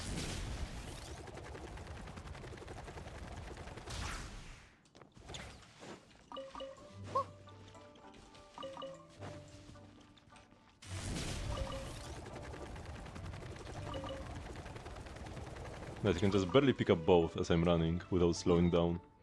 Okay. So I can go to my teapot. And then what I wanted to do actually was collect artifacts.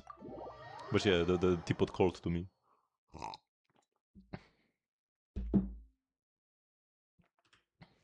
I couldn't even fill up the thingy last time. I should be grabbing these horses like every day.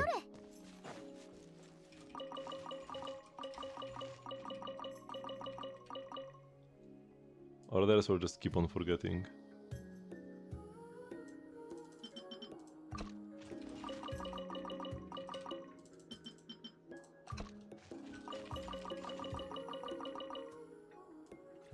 Or at least once per week even would be good enough.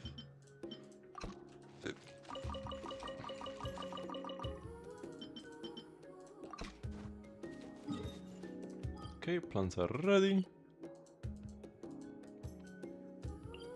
We can do my favorite activity.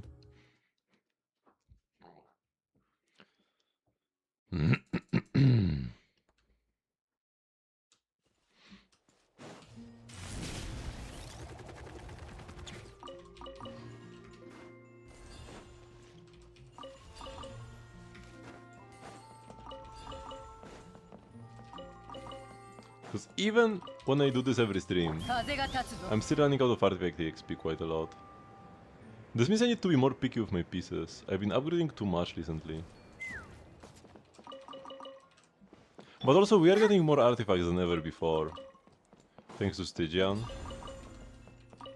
I also usually was an absolute hoarder when it comes to fragiles. But now I do use them when Stygian comes up. So the Stygian is entirely at fault for me having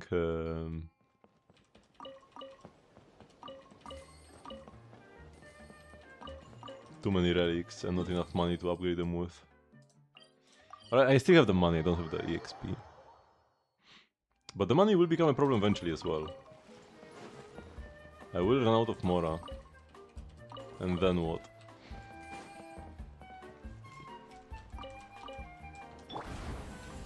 Maybe I need to start skipping characters in Genshin. Not because I can't afford the pools, but because I can't afford to level them.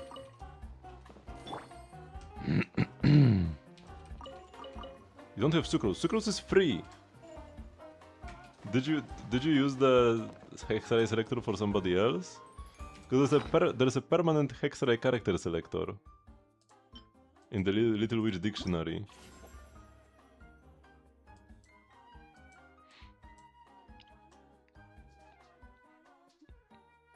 She's busy with friends, but you do have her. That's a pretty big difference.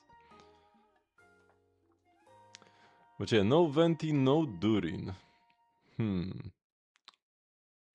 I mean, the thing with the Varka teammates right now is that they aren't actually like all that perfect for him. Because Varka is more of a hyper carry, and both Durin and Venti focus a bit more on like personal damage, and their buffs aren't that big. So, Varka without them will feel pretty bad right now, but he could definitely get better teammates in the future that synergize with him better. So if you just really like Varka, you could get him, but don't expect great performance without even his best teammates right now, but you could expect him to get better with future character releases. Sunfire Varka? What do you even mean by Sunfire Varka? You want to play Bennett Jean? You ideally want to have two characters of the same element, like Pyro Pyro or Electro Electro. You don't want to mix and match. He loses a lot of damage if you don't have two characters of the same element. So if you go official, you want to go like Janssen or Sarah. And if you go Bennett, you would want like Durin or even Xiangling.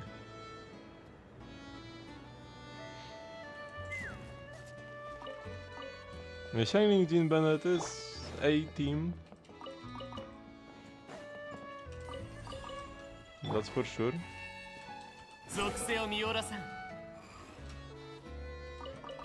But don't expect to clear like Stygian with it.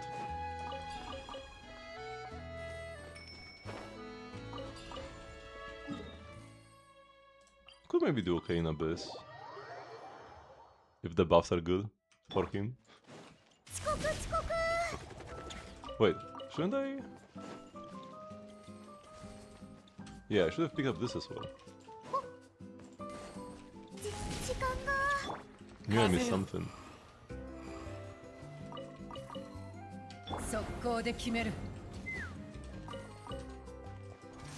But yeah, the common belief right now is that Nicole will be the best in slot support Varka is waiting for.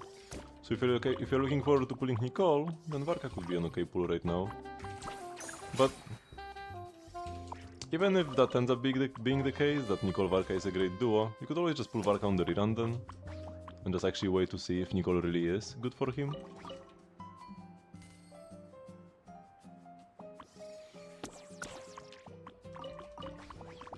If you just want to pull for meta value, you probably are better off skipping Varka for now, and then maybe pull him on a rerun if a better team arises in the future. Unfortunately, you are just a patch too late for Columbina Inefa, the Columbina Inefa banner. which was like the ideal moment for a new or returning player to catch up with the meta.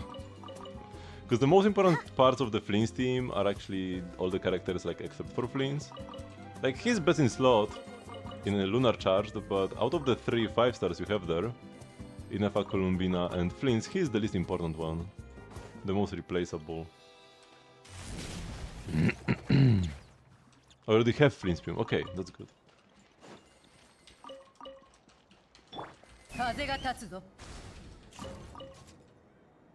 You could go. I mean, so it's already quite an old team, but still great. Skerg Escoffier on the second half in this patch. If you already have Furina, it's 2 5-stars for another premium team. I've used Skerg in almost every single Stygian Onslaught so far. Can I actually... Oh, I will need to go there myself to see my records.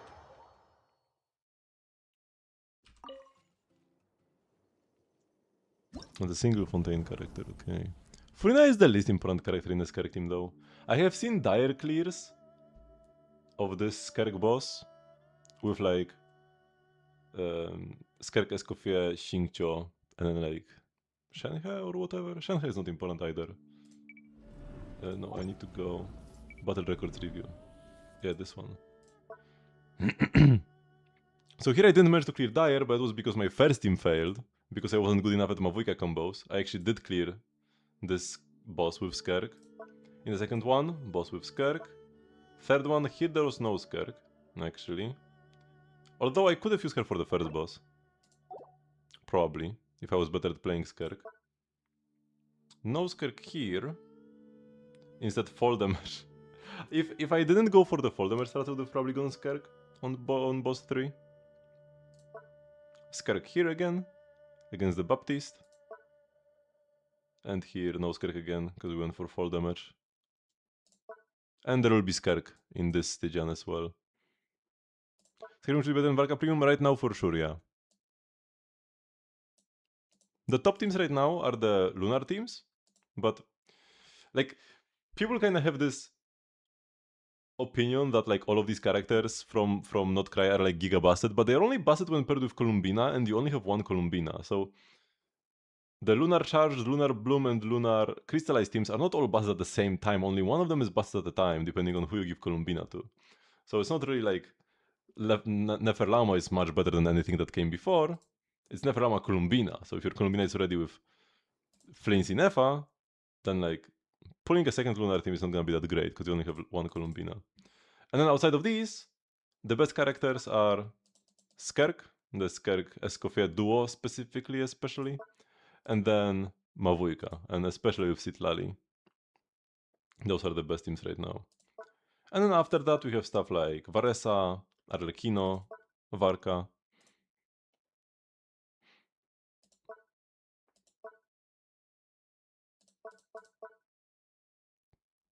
Fall damage Jean. No bosses to choose with fall damage this time, unfortunately, though.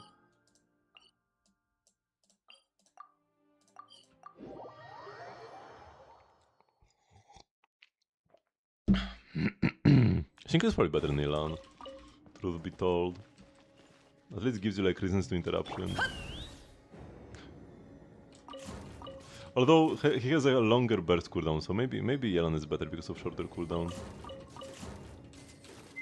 But you would build her like Noblesse for ER. Wait, did my artifact go into the wall? Did I lose an artifact? But yeah, who the best character is depends on the content. And the differences are usually not big. I just tip it away from the thingy, but yeah, I even played different final characters for Skerg in my runs. The one I like the most is Dahlia, but he's usually slightly worse. What I like his attack speed buff, makes Skerg feel good to play. But yeah, here I used Shenhe, here I had Citlali against the turtle instead. Citlali again against the Baptist. Here I played... Oh yeah, also I forgot to mention that Skirk is here as well. I played Skirk with Nuvilat against the Crab, so Skirk was here actually, just in the final spot instead of the first one. But yeah, here was Skirk, Furina, Escoffier and Nuvilat. So any Hydro or Cryo character works really, and it depends, depending on the boss, some will be better, some worse, but you can play whoever. Especially if you want to go like Fearless. Because those were all dire clears. And my Skirk is C1, but instead of Sig I have Meat Splitter, so like I just pulled C1 instead of Sig, because I didn't want to farm for her set. Because there is this finale of the Deep Gallery set, which is the most restrictive set ever, and it's not even like much better, if at all, than Mario's Hunter. The only issue with Hunter is that her weapon gives her crit rate, and then if you play Hunter, it's super easy to overcap. But if you have a crit damage weapon like Meat Splitter, you can just play Hunter easily, and it's actually better than her Sig set. But if you pull Sig, which is better, you need to farm the new set, and I just didn't want to bother too much with the finale of Deep Galleries. Skills of Alien Xingqiu? Yeah, I guess. With that team you could build a bit more damage on Yelan. Could work sometimes.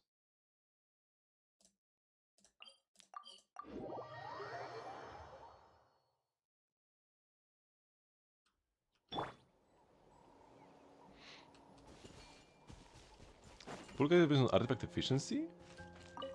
As in, how good is it to farm their set?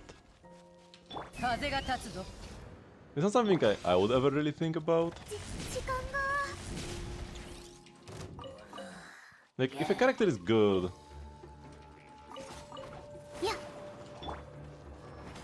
You will just farm their set anyways. Like, yeah, no. Like, if it's a new set... If it's a new character with a new set, it's probably gonna be pretty busted, and the new domains. Like, artifact set power creep is real, so sets get better as time goes on. So you usually want to farm the newer sets, and newer characters who are stronger will have newer sets who are stronger. And then if a new character comes who wants to play an old set, because that does happen sometimes, you can just use the strong box to... You can just use the strong box to craft artifacts from older sets. Like, I need better VV pieces for my Venti in my Varka team, and I just strongboxed. Strongboxed VV. I didn't need to go back to the domain and farm Maiden's Beloved together with it. And they crafted like so many pieces from VV. I got like 200 artifacts, if not more. So yeah, which set the character plays is not really that important.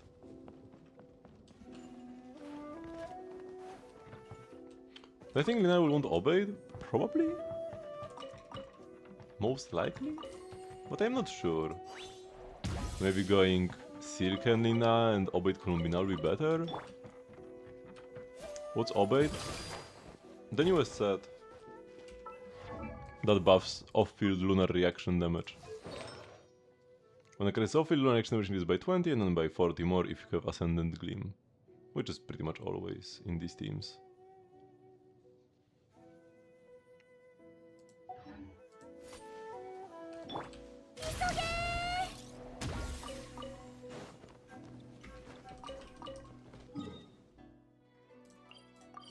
And it's the set that's paired together with the Varka set.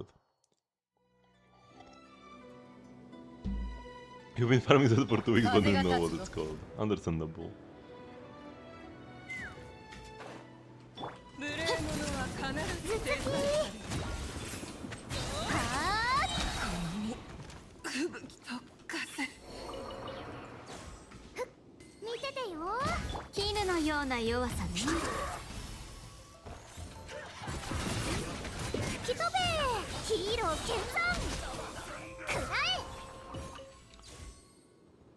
Yeah, if I on such a good gilded set, it's hard to move her to Obeid. Guild is a terrible set, so it really shouldn't be hard.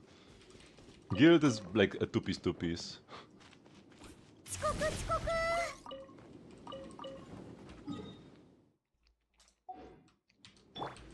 Guild was never worth playing in the first place. Because it's so bad.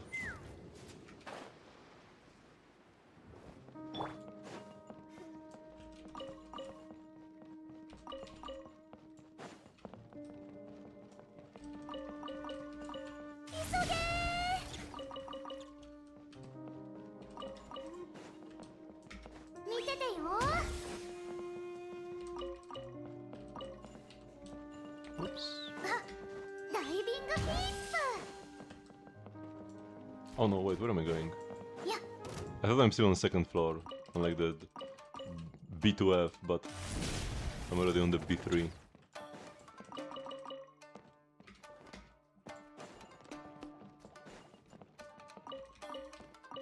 And now the slimes aggroed me and the music changed. What an L.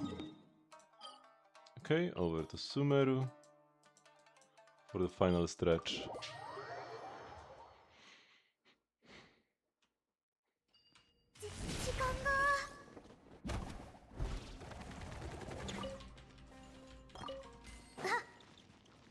Man, I really need to hurry up with clearing Genshin content. I've done so little today. I talked with 2 characters, making drinks with them, and cleared 1 dire boss. And the stream is almost gonna be over. I still need to finish exploring the new area. Because it's like, there are limited primogems for doing a dispatch. I've been slacking. I need to do like 5 Genshin streams in a row or something. Because I'm not gonna do everything otherwise.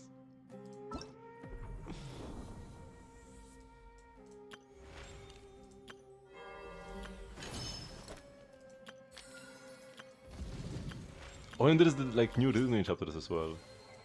Okay, I mean this is still 30 days, so I guess it's not bad. Yeah, I mean the event ends in a week. But this is 30 days. So it should be okay.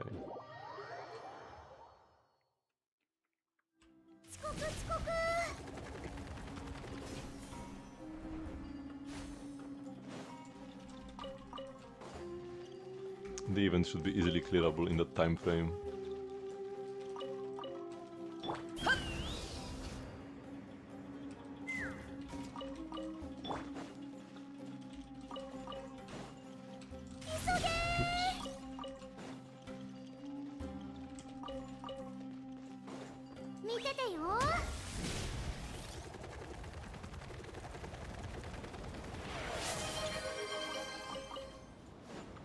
Innefa, okay.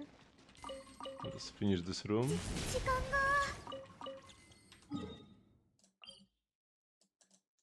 Oops.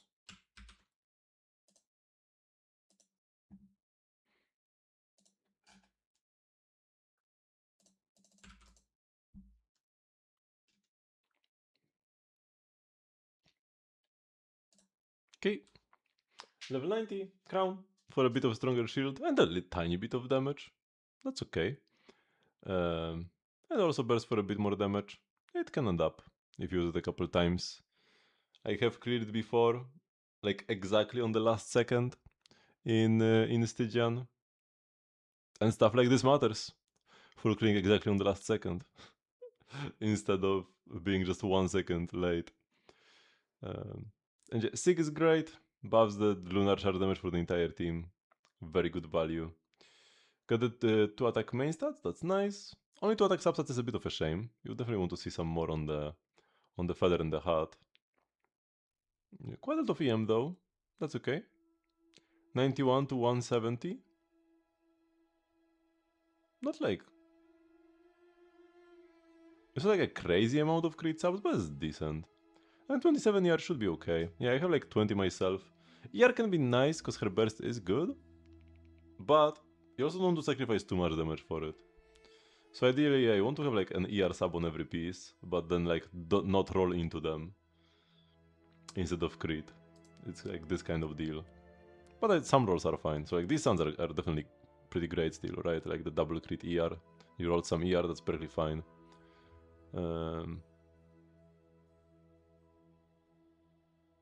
Yeah, the feather is incredibly cope. Because you have 2 HP. You have HP and flat HP and you roll into both. Yeah. That's a way bigger issue than the 4-liners.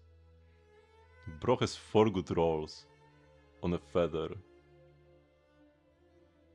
That's definitely not what you want to see. 4 out of 9 possible. It's not even like 50% there to being a perfect piece.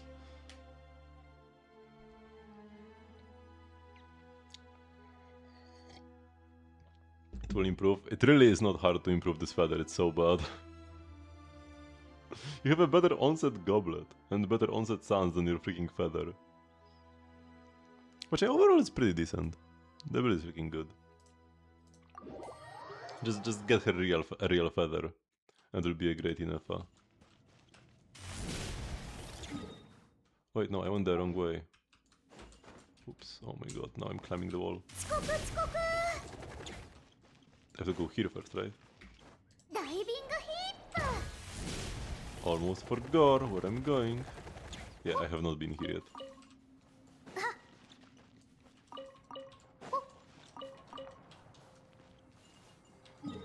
And it's just 1, 2, 3, right? Yes.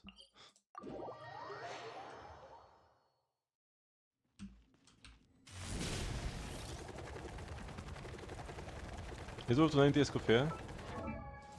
Did I deem it worth? Yes. High damage contribution is can be quite significant, especially if you play Golden Troop. Now, you can play, like, Tenacity, Escoffier, and then Noblesse Furina or something, and then levels on Escoffier would be less important. But I've been doing fine with Golden Troop.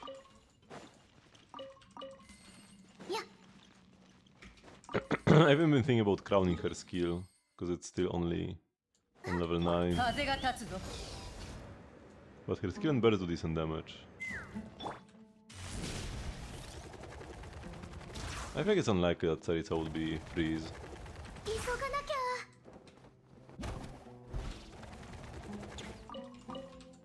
I would more expect Tsaritsa to either be a melt character, or maybe if they make new versions of old reactions, kinda like we have lunar reactions, maybe they will do something similar for cryo reactions, maybe they will make like an actual superconduct.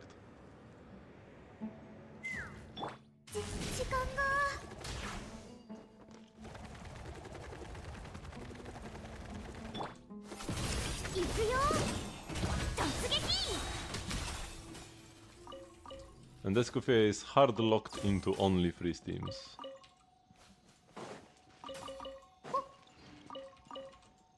Superconduct actually deals damage, yes. And maybe like lowers enemy cryo and electro res. Superconduct also has a mechanic where it deals more damage the more enemies there are or something. It kinda has this like quadratic scaling. I think that's a thing. It just deals so little damage that it doesn't matter. But maybe they could preserve that mechanic while actually giving it some real damage. Kinda like they did with Lunar Charged. Now, Electro Charge was never as bad as Superconduct, so then they require as many changes.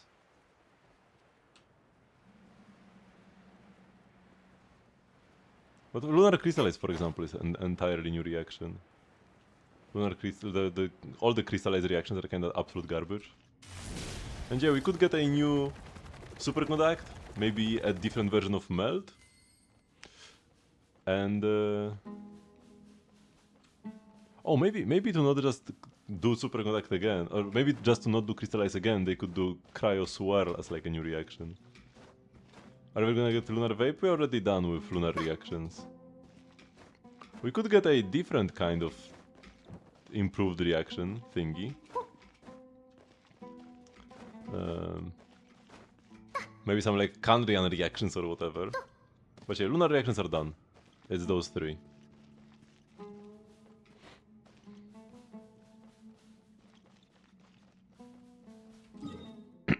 I mean, both Lunar Charge and Lunar Crystallize are cool.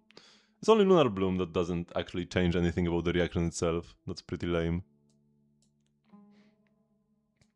Because the only thing that Lunar Bloom does is gives you a resource that Lauma and Nefer and Columbina, I guess, as well can use. That's it. The reaction itself doesn't change at all. So that's pretty lame. I hope they don't do that again.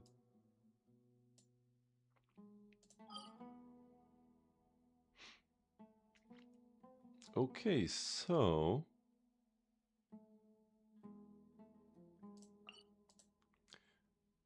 Oh no, I wanted to... I could try my luck right now. Crowd reaction could also be a thing. We got one already. We got the Rhyme Grass in Theater.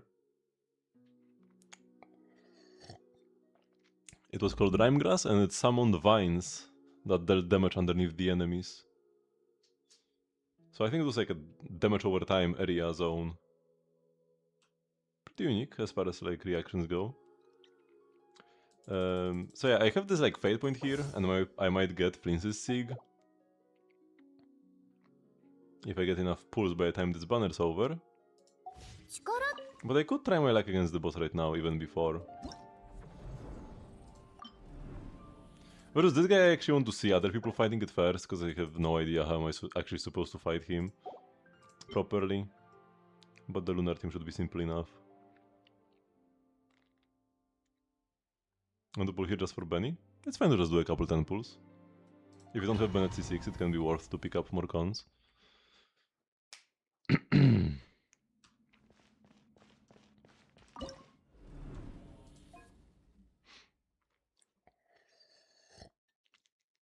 Heavy Duckstruction mode.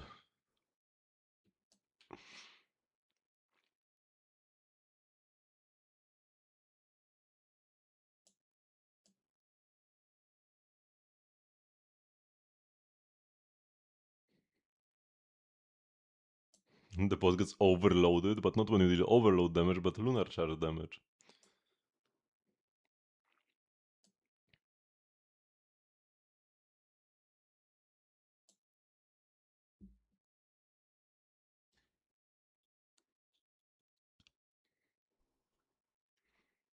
Oh, I run 60 PT already. Okay.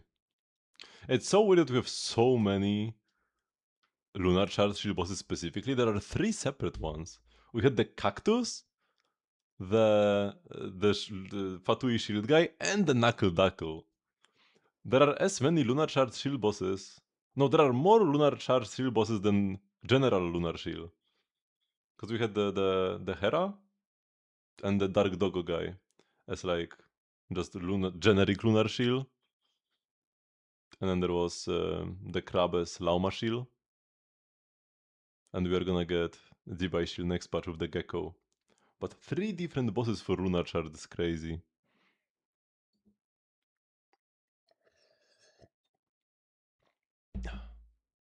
Other characters just get a rerun of the same boss when they rerun. But Flint got a new one this patch. Because Inefa, instead of getting the Cactus again, got the boss that Flint had last time. I don't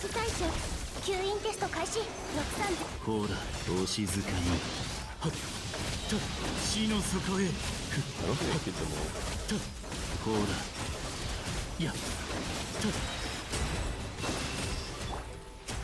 Oh my god, my Chromina has no energy. Yeah, I think I need to switch to fast. And I need better AoE consolidation.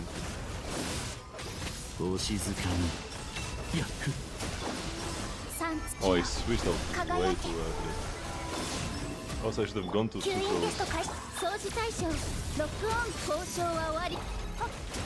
Yeah, this will not clear, but I'm doing really bad.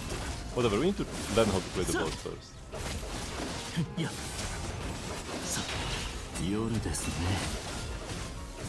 Actually, I'm supposed to go to Sucrose here and go to her again before switching to Flame.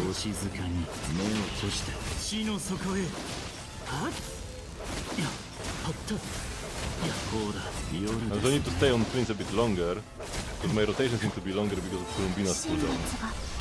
And I forgot to go to Sucrose again.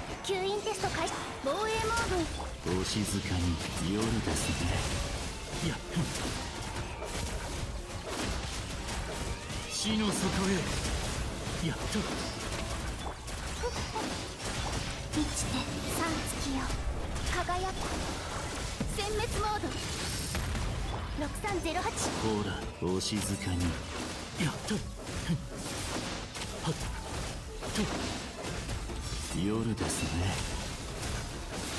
超拡散形態流れて新月が絶縁障壁安全距離目を閉して。 Considering how badly I played, this was pretty close.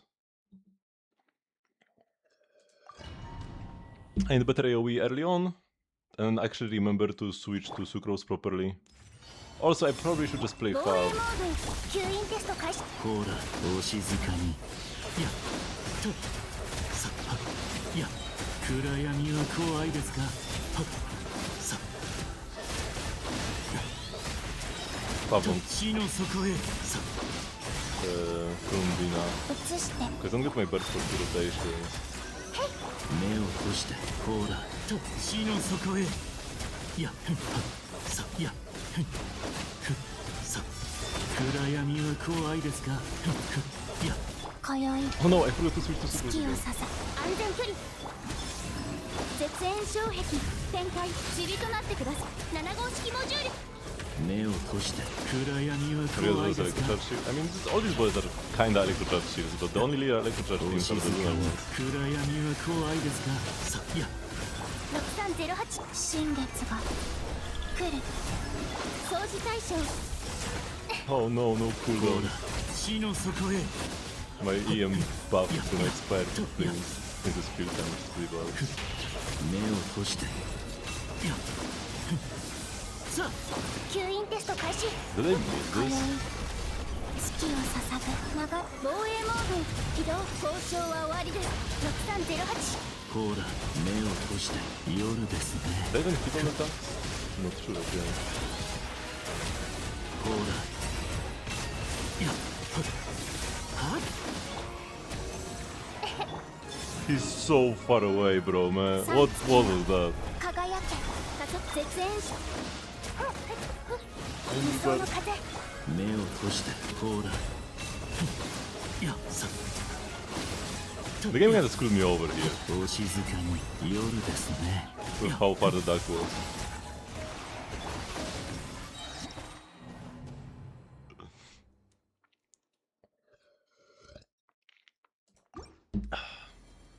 But yeah, I'm losing a lot of damage. Portrait check. I'm pretty straight already. Sucrose in DS now. Sucrose is on Wandering Given Star. Better because it buffs Inefa as well. And also I don't need to worry about who I'm switching to. But yeah, for Columbina we gotta do the Fav.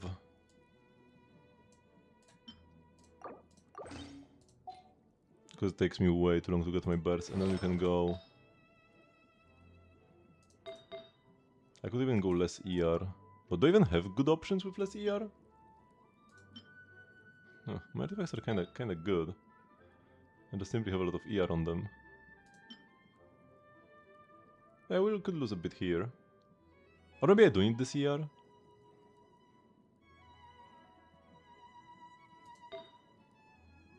I mean, this is for Columbina. Flintstones do not give Columbina more energy.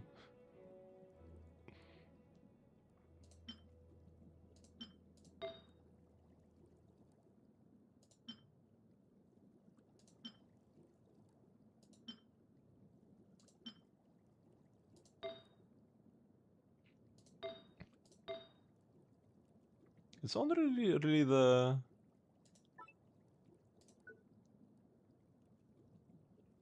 goblet where I could go for something with less ER on it.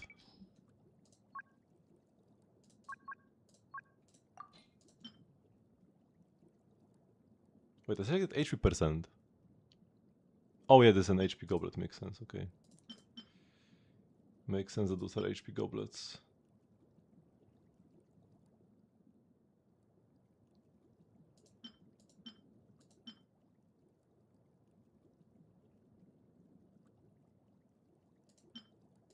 So I don't really have anything that's much better. Could be this this Molani goblet. That's probably not worth the switch. Let's have more ER. It's definitely not enough for this Stygian to have 150 with Amber. Because even before... Yes, I had 170 with Amber. It takes me 2 rotations to get my first burst. That's not good enough. It's good afterwards. But the first burst takes crazy long. Second hit an ad. I mean, I didn't even answer your question, so I actually didn't miss out on anything. Clear the Skerk boss. I knew I could because I already cleared it in the past. I'm doing the second one now. And for the Varka boss, I will try to first watch some videos of other people clearing it because I don't know how I'm supposed to fight it yet.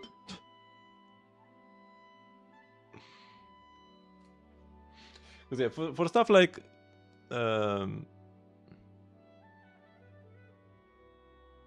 Abyss or Theater or stuff, or just like easier Stygian content, the prototype Amber is perfectly fine. But yeah, for Dire here, I do need the energy faster. Nah, I'm gonna do Varka. It's not about my team, it's about the boss. It's about the enemy. What does this guy do?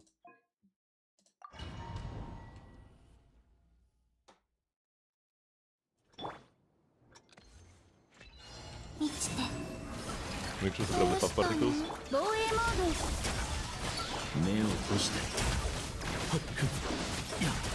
Please will also appreciate the extra energy, which is nice.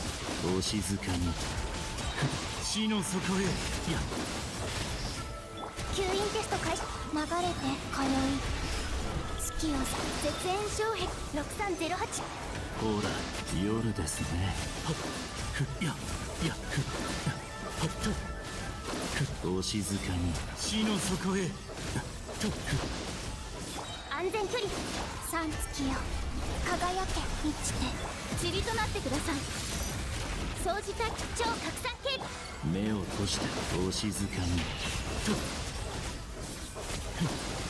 やはやほらさ Maybe even cast the big burst here. Not quite in this rotation, but maybe later. 月を捧ぐ長防衛モード Ooh. What's that? Looking at energy on... I need more energy regen on my super. 死の底へさや安全距離3月よ輝け Wait, is that... 殲滅モード Not one music is 掃除 playing. 開始6308死の底へややは死の底へ Come on, come on, big burst, big burst. 夢なき眠りへようこそ7号式文字新月が来る絶縁障壁安全距離や死の底へさややは One. 死の底へ We went from being like super far away from killing to being 6 seconds early by switching to Favon Columbina.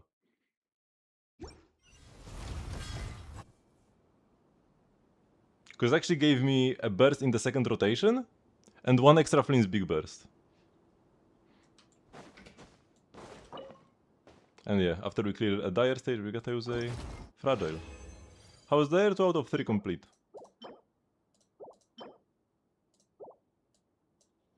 Fav to goated.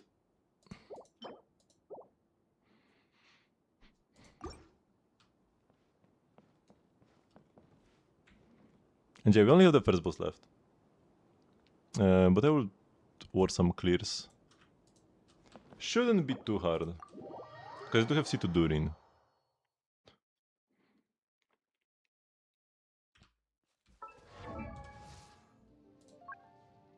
So my boy will carry. C2R1.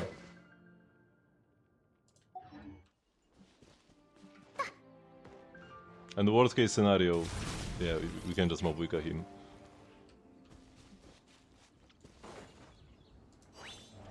That should be another dire rotation without too many problems.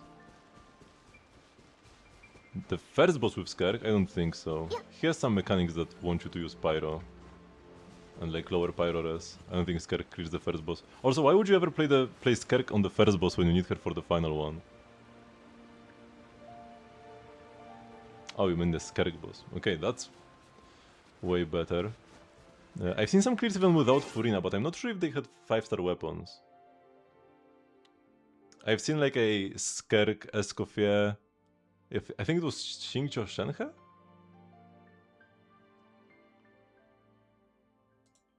But I'm not sure about the 5-star. Well, let me look up that clear. If it gets recommended to me again. What was the guy?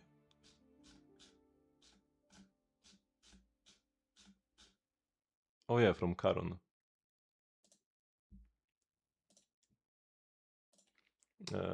Karon, by the way, great channel. Dire Stygian clears every time. But what is the...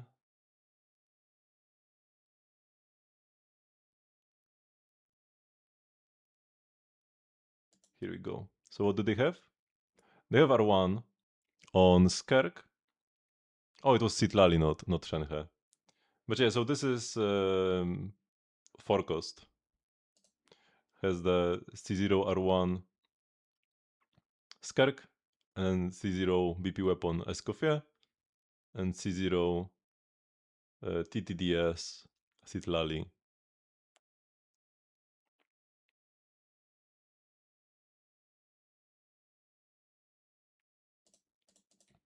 Maybe we'll pull Skerk Escoffier. It's a very good team and super universal as well. In Stygian at least. They can do a lot of boss. I mean this patch we have a specifically Skerk shield boss, which is like only clearable if you have Skerk or Esco. Even on Fearless, I feel like you kinda need one of them, from what I have seen last time at least. To clear. And then on Dire you need both. But even against a bunch of other bosses that are meant to shield other characters, Skerk Esco always does super well. Is there a free-to-play weapon for Skerk? The Fountain Craftable. Whatever that one is called.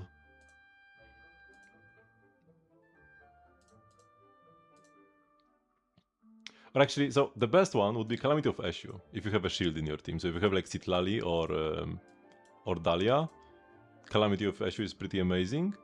It can be kinda on par even with some 5-stars. Some non-sick 5-stars like Mist Splitter.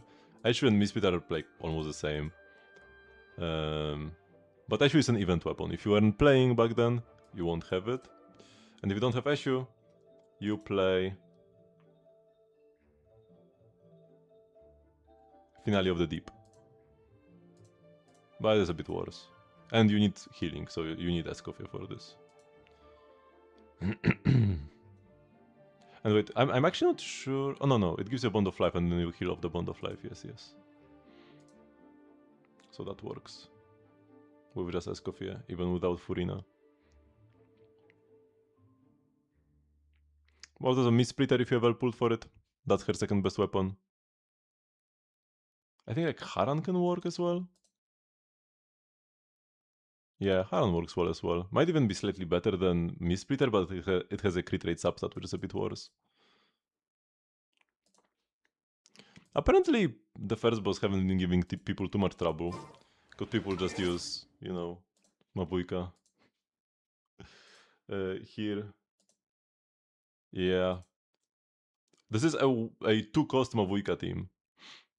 Mabuika on a 4-star weapon. With Kazuha. Kazuha and San Bennett. So you probably can clear the first boss on Dire.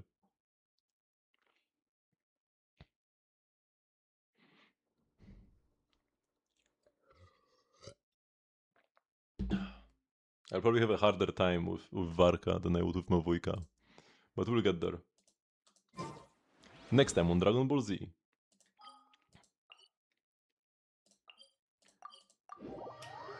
But yeah, we cleared 2 Dire bosses today, which is pretty nice. Maybe I should reconsider pulling, actually getting the Seek here. If I already cleared Dire anyways. But this was a Flint's Shield boss. I might need the Seek to play against non-Flint's Shield bosses in the future.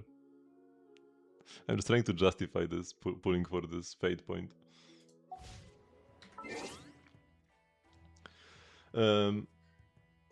So next stream we'll do some more of the event and the final Dire boss. But it'll be on Monday because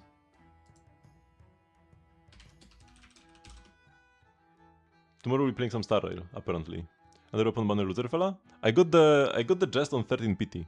So like the timeline is as such. Oh, Genshin, yeah, I will do Genshin, okay. The timeline is as such. I first selected the jest, got it on soft PT, and I was like, okay, we are done here. And then I just selected the path for the other weapon, just in case I was ever tempted to temple. And then after doing some of the Aino anecdotes, which were giga cute, I was like, man, Aino's so cute. Maybe I should pull Flint's Sig, so that I can make my Flint so strong I can play Aino instead of Columbina, because Aino is goated. And then I did a temple on this banner, and on 13 PT, or 12 PT, I got Jest. And now I'm kinda trying to maybe use the Fate Point up. But yeah, see this Jest? And see this Jest?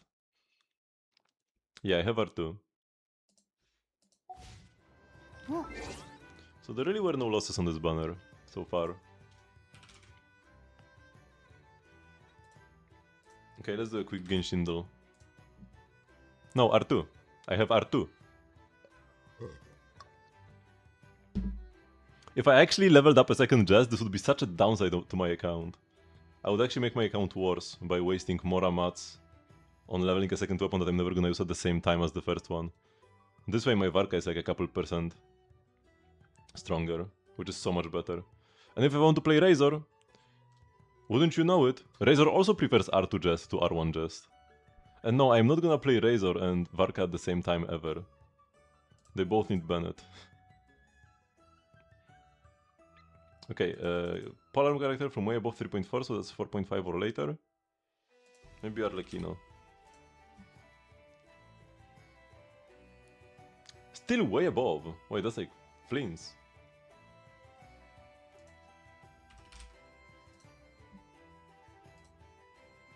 All the components look intact. Maybe it's just a worn out spring. If so, that's an easy fix. Oh, sorry, did you say something?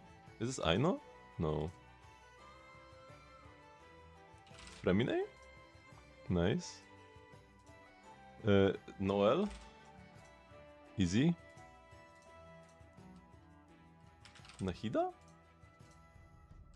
Baiju. No, it's the Yao Yao that I guess always first in the character one. Shuei.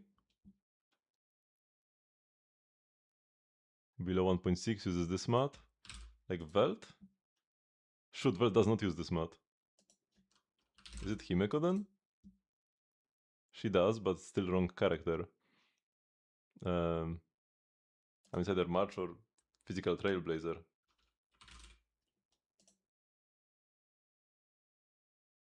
Actually, it couldn't be Trailblazer because of the same path. Wait, no, it can... Shoot, wait, I threw. Because I could just go Dunhang and March and I would be fine, but now is it March or is it Dunhang? Oh no, man. If I just didn't go Trailblazer Physical, I would have known for sure who it is. But now I don't know if it's March or Dunhang. Oh no, man.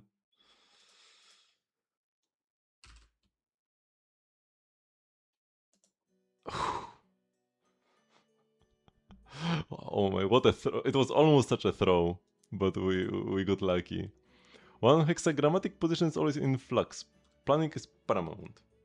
Sounds like Fushuan. Man, this is like... I've seen this so many times already. But who is this? Is this Veld? No. Is it Acheron?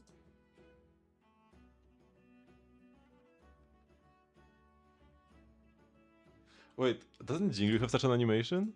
No. Lightning Rush.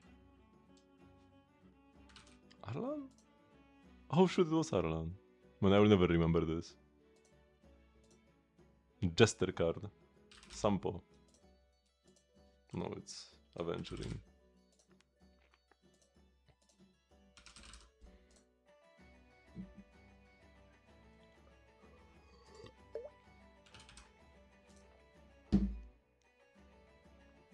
Oh, this is Sanbi, because she is the same mod. The faction doesn't count as the same one, even though it probably should, because it does count as the same faction in game.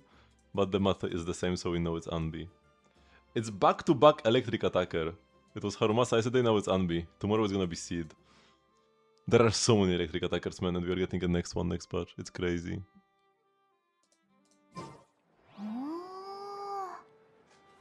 Big burger. Inhaled. Okay. So now that we are done with Genshin Impact,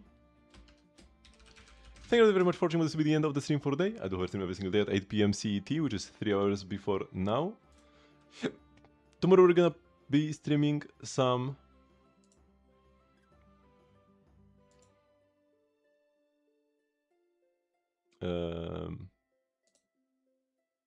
Star and then back to Genshin on Monday with more Dire content, hopefully clearing the final boss, the Mandragora.